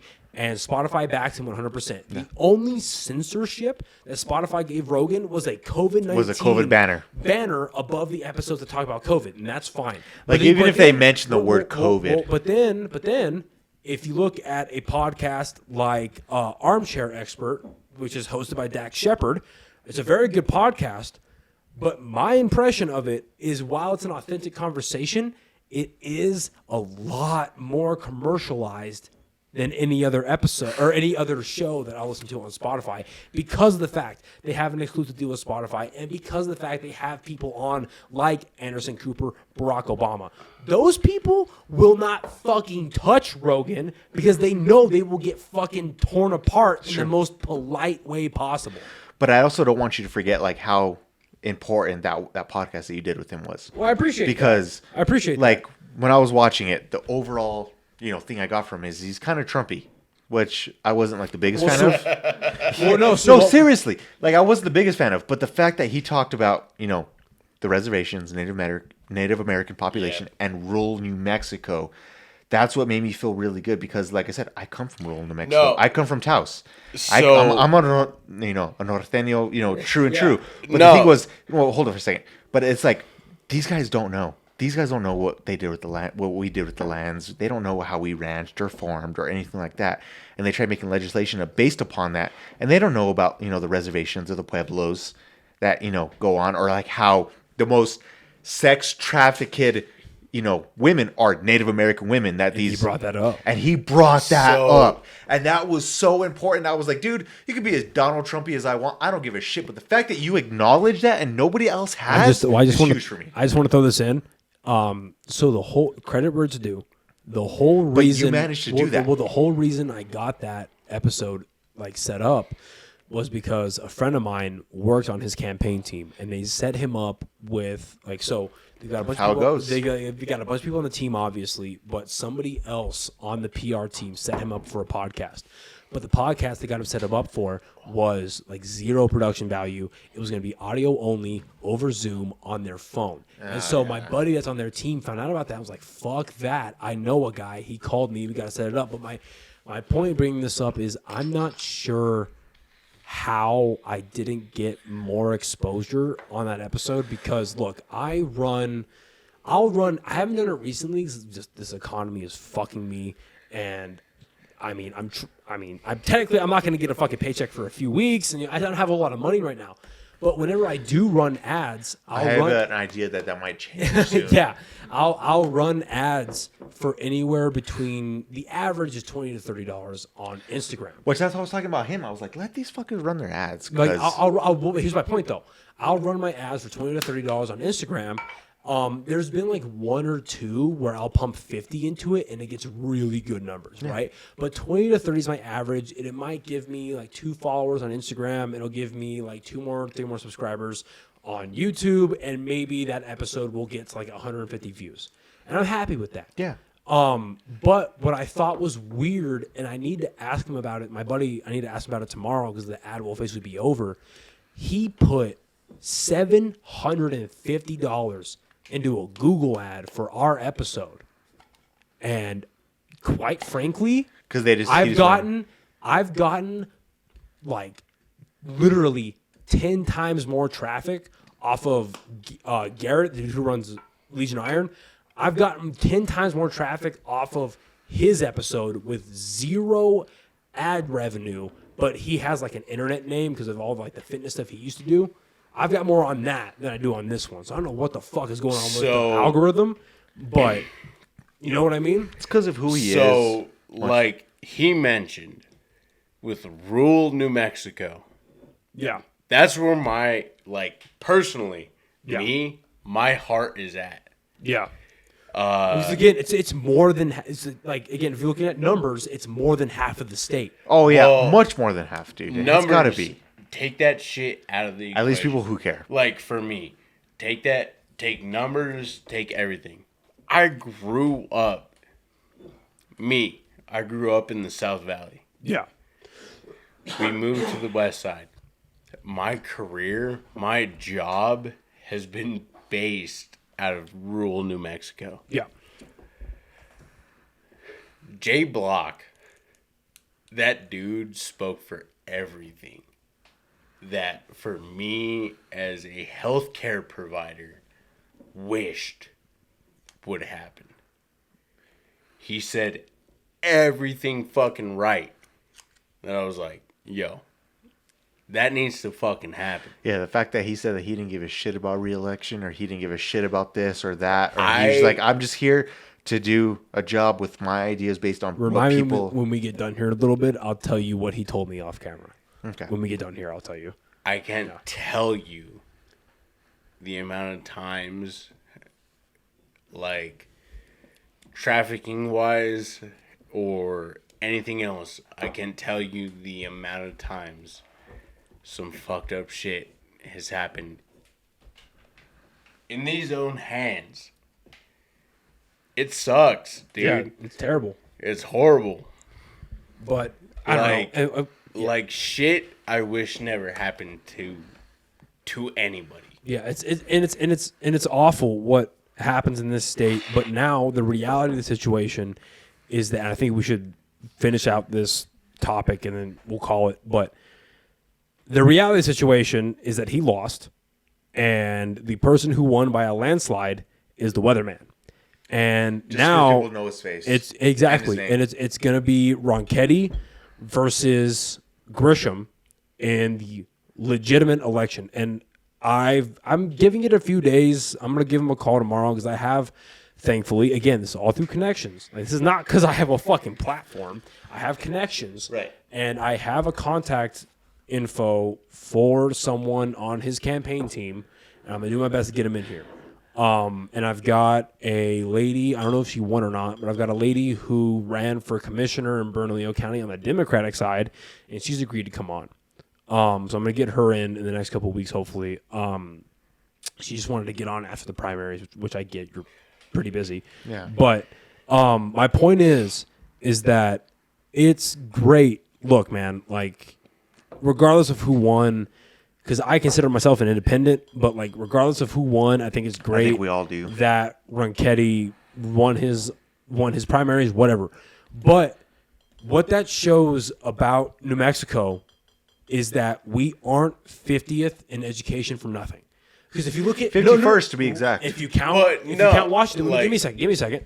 Because if you're counting DC, which a lot of people do now in these statistics, we are 51st in education. So if you look at Ronchetti's last run for Senate, last place. he lost by like 600 votes or something, 6,000 votes is one of those two. He lost to Ben Ray Lujan. And the only reason that Ben Ray Lujan beat out Ronchetti is because much of the old heads here in New Mexico know Ray Lujan better than they know Ronchetti. And they trust that name more because they're like, oh, well, yeah, I know both names, but that dude's a politician, this dude's a weatherman, whatever. They're like, but our now, life's good, so we'll just leave it that way. But it's like, why won't you want your life to be But better, because maybe? when it comes down to being in that voting booth, they don't think about it. They just think, oh, I know that name. Click. I know that name. Nepotism. Yeah. No, honestly. For real, bro. 100%. Like, in a weird way, I guess, but no, 100%. Well, nepotism is if your family has privilege. Ronchetti's not my fucking family. No, but the fact that all of New Mexico knows him, and have been seeing it for years. So, it's like, name recognition. No. So think of the fucking Norteño and all these bros, like these guys that have lived that fucking life, like my family, his family. We lived that fucking life. One way or another, we lived that shit. We've gone through it. We've handled that fucking everything else. Okay. We've went through the fucking whole bullshit that follows. And these politicians that fucking follow through end up fucking his family, my family. That's the whole point, is none of them follow through. None of them complete. And here's my thing. So you bring up the episode with Block. I remember specifically there's a part where we were talking about police reform, and I was like, look, politicians lie all the time. You are a politician. And I brought up, that was one thing I didn't like that he said, to be honest. When I brought up Keller, and I was like, Keller ran on a platform, our mayor. He ran on a platform of APD reform. And his response was, well, they lied to you. And I was like, yeah, you politicians lie to us all the time. Why are you different? And people just believe them, dude, just because it's their party. It's their side. They don't give a shit. From a citywide standpoint, like Albuquerque, I don't know why you can't have multiple opinions. And Santa Fe, yeah, we're lied to. I don't know why you can't the Second Amendment, but also think police need, a reform as well. No, I don't get it. Like people have to be so set in their ways. It's like, no, you can be pro-life, but you also can also be I think police for real. Here's a good way to center this. What is, in both of your opinions, what is the best avenue for Ronchetti to beat Grisham? Because that's the reality we're facing right now. So either one of you can go first. Honestly, I'll go first. What's the way that Ronchetti can beat Grisham? Ronchetti can go and tell Grisham, and he's speaking out to the people. He can say, you've lived through, years and years of this. What do you have to lose? You've been voting on the same platform, on the same statistics, on the same, way that we do everything for years and years and years, and your life hasn't gotten any better. What do you have to lose besides, coming over to this side and seeing what happens? What do you have to lose? You literally have nothing to lose. We're 51st in education. We're a poverty state. We take so much financial aid. We're on huge EBT. What do you have to lose? Crime is second highest per capita in the U.S. If not, we're in the top 5. Yeah. Regardless, it's still not a good place to be. And it's like, what do you have to lose? We've been doing this for years and years and years, and nothing has changed. What do you have to lose? You think it's going to get any worse? It theoretically can't get any worse. We're already 51st. We're already in the top 5 of crime. It can't get any worse. What do you have to lose? Okay, Springer. That's what I would hope. So how does Ronchetti beat Grisham? What platform does he run on? If I'm Ronchetti, same thing. We can't get fucking worse. What, 52nd? 51st. Yeah, first. Well, I'm saying we go to... We bring in Puerto Rico. So, we took Guam in. They're better than you. Remember that. So, aside from wanting, going one place down, we give you fucking jobs. Yeah, the job market can be created in the state. We open up fucking water resource, oil resource. Yeah, between oil and tech, dude, New Mexico has got it. Yeah. Trust me, I know. What he said, we hand out fucking tech, and then in that same fucking breath, you fucking turn around and say, with tech, oil, and water, we can change. Because I know this for a fucking fact. If with water, oil, and tech, we can change fucking healthcare in this state alone. Yeah. And this isn't the most fucking democratic standpoint one way or another. And for them to stop saying we'll stop spending stupid money on stuff like the Rail Runner and the art project.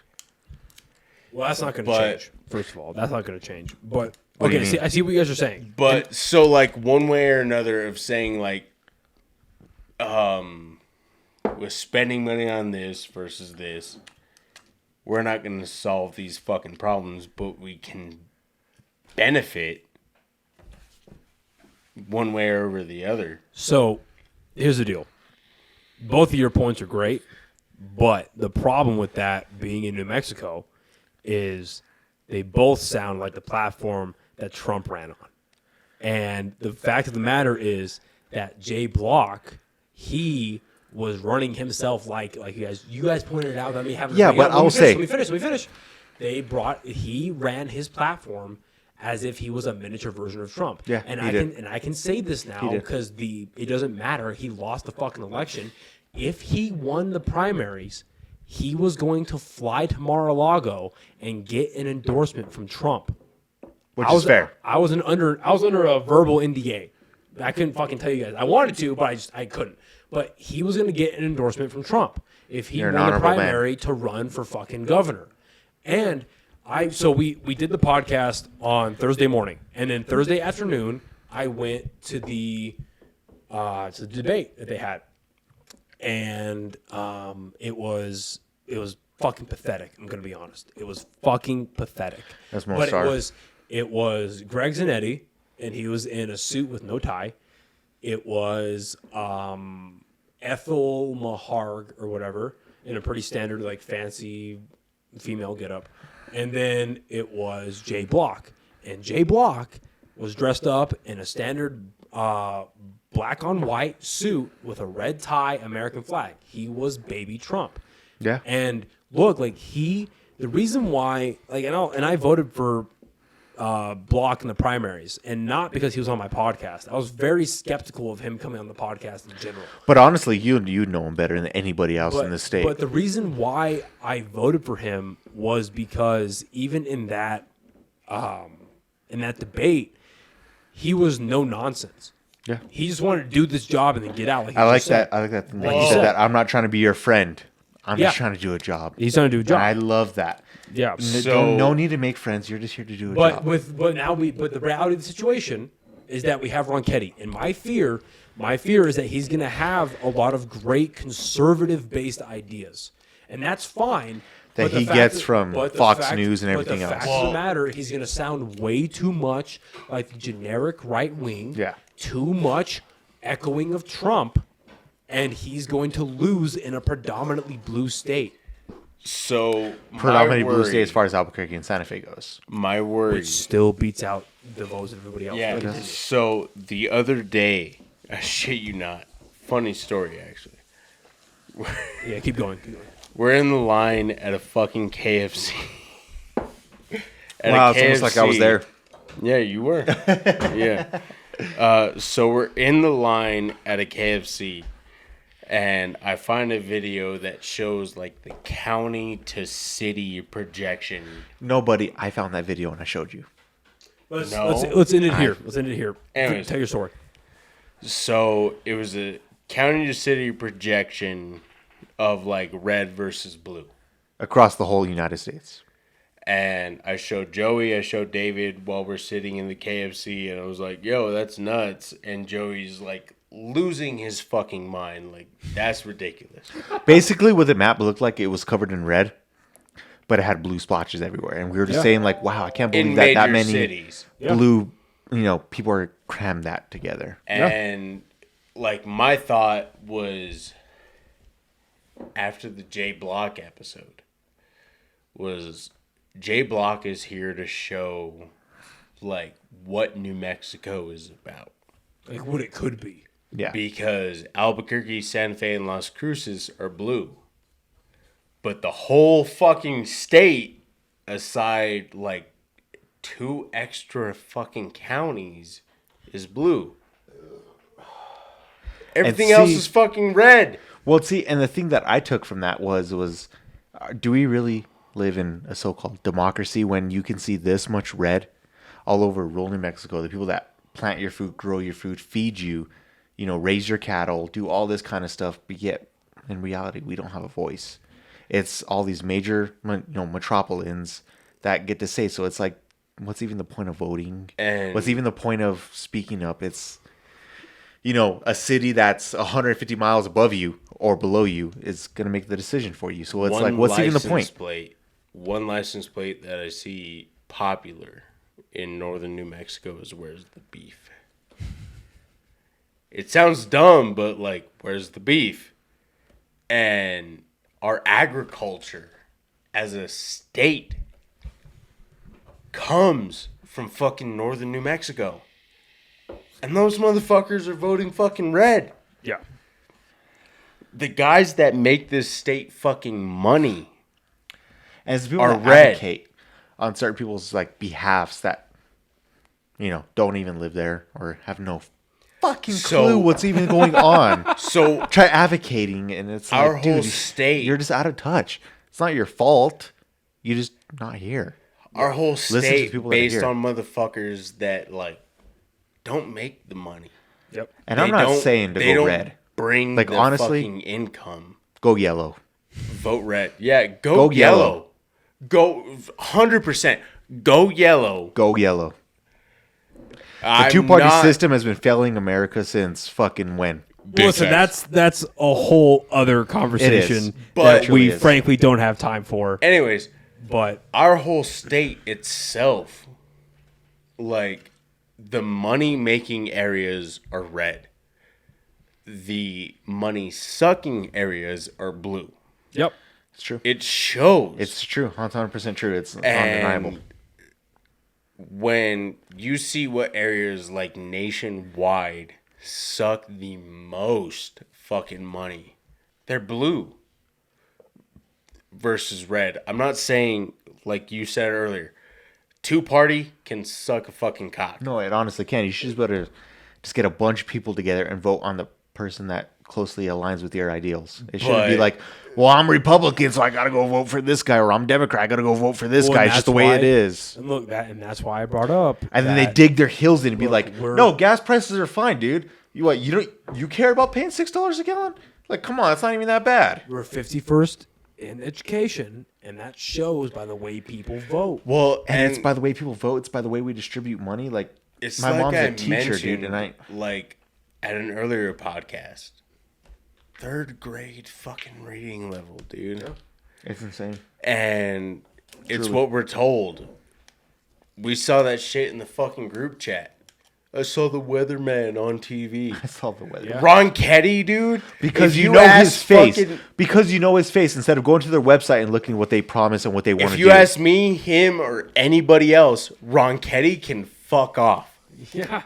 I'll be dead Better honest. than Michelle Luce. Well, he's got to be. And I'll say this and we'll close out. The fact of the matter is that Ron Ketty is there.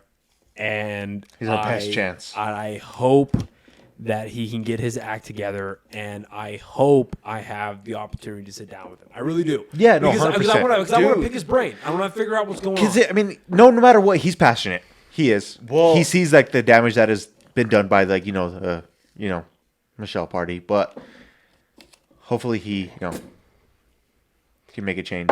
And I'm hoping for this fucking state, bro. I'm just happy that all we can do is hope. To most of America, we're not a fucking state. No, seriously. Dude, Hold up. Check this shit out. I lived in Florida for 2 years, and that was when I was in high school. Told my friends, I was like, I'm moving back to New Mexico. And they were like, do you have TV there? Like, the fuck do you mean, do I have TV there? I was like, you know where New Mexico's at, right? Orale, we don't have Telemundo. Yeah, honestly. And it's like, how's geography failed you guys that badly? You do not know New Mexico is... Or she saw it for the first time, but we watched Anchorman for the first time, and Ben Stiller, when he shows up with the Mexican TV station. Yeah. With the but it's like New Mexico is what, like the 5th biggest state in America? It takes up a good portion of the map. We are a pretty big fucking state, but still. Like, if you know Texas, you should know New Mexico. And like, it's just the ignorance, the unwilling. 50, like 50 fucking states. You should know this shit. And like, not 5'1", not 5'2", not any of that shit. Our state is like a territory to most motherfuckers. Yeah. And we have to improve that shit. And I pray to God. I pray to any God that will listen. Allah fucking... There's only one God, Rob. Bro, Buddha, I don't care who will listen. I pray that this fucking, like, we will get recognized one way or the other. Well, we get recognized through all the financial aid that we receive, or not the financial aid, but like the federal aid that we receive. Did you see that shit about the fucking fires? Fuck you. Okay, wait. Okay. For my own sanity, because I have to put this out tomorrow. We're gonna cut it here. We're over 3 hours.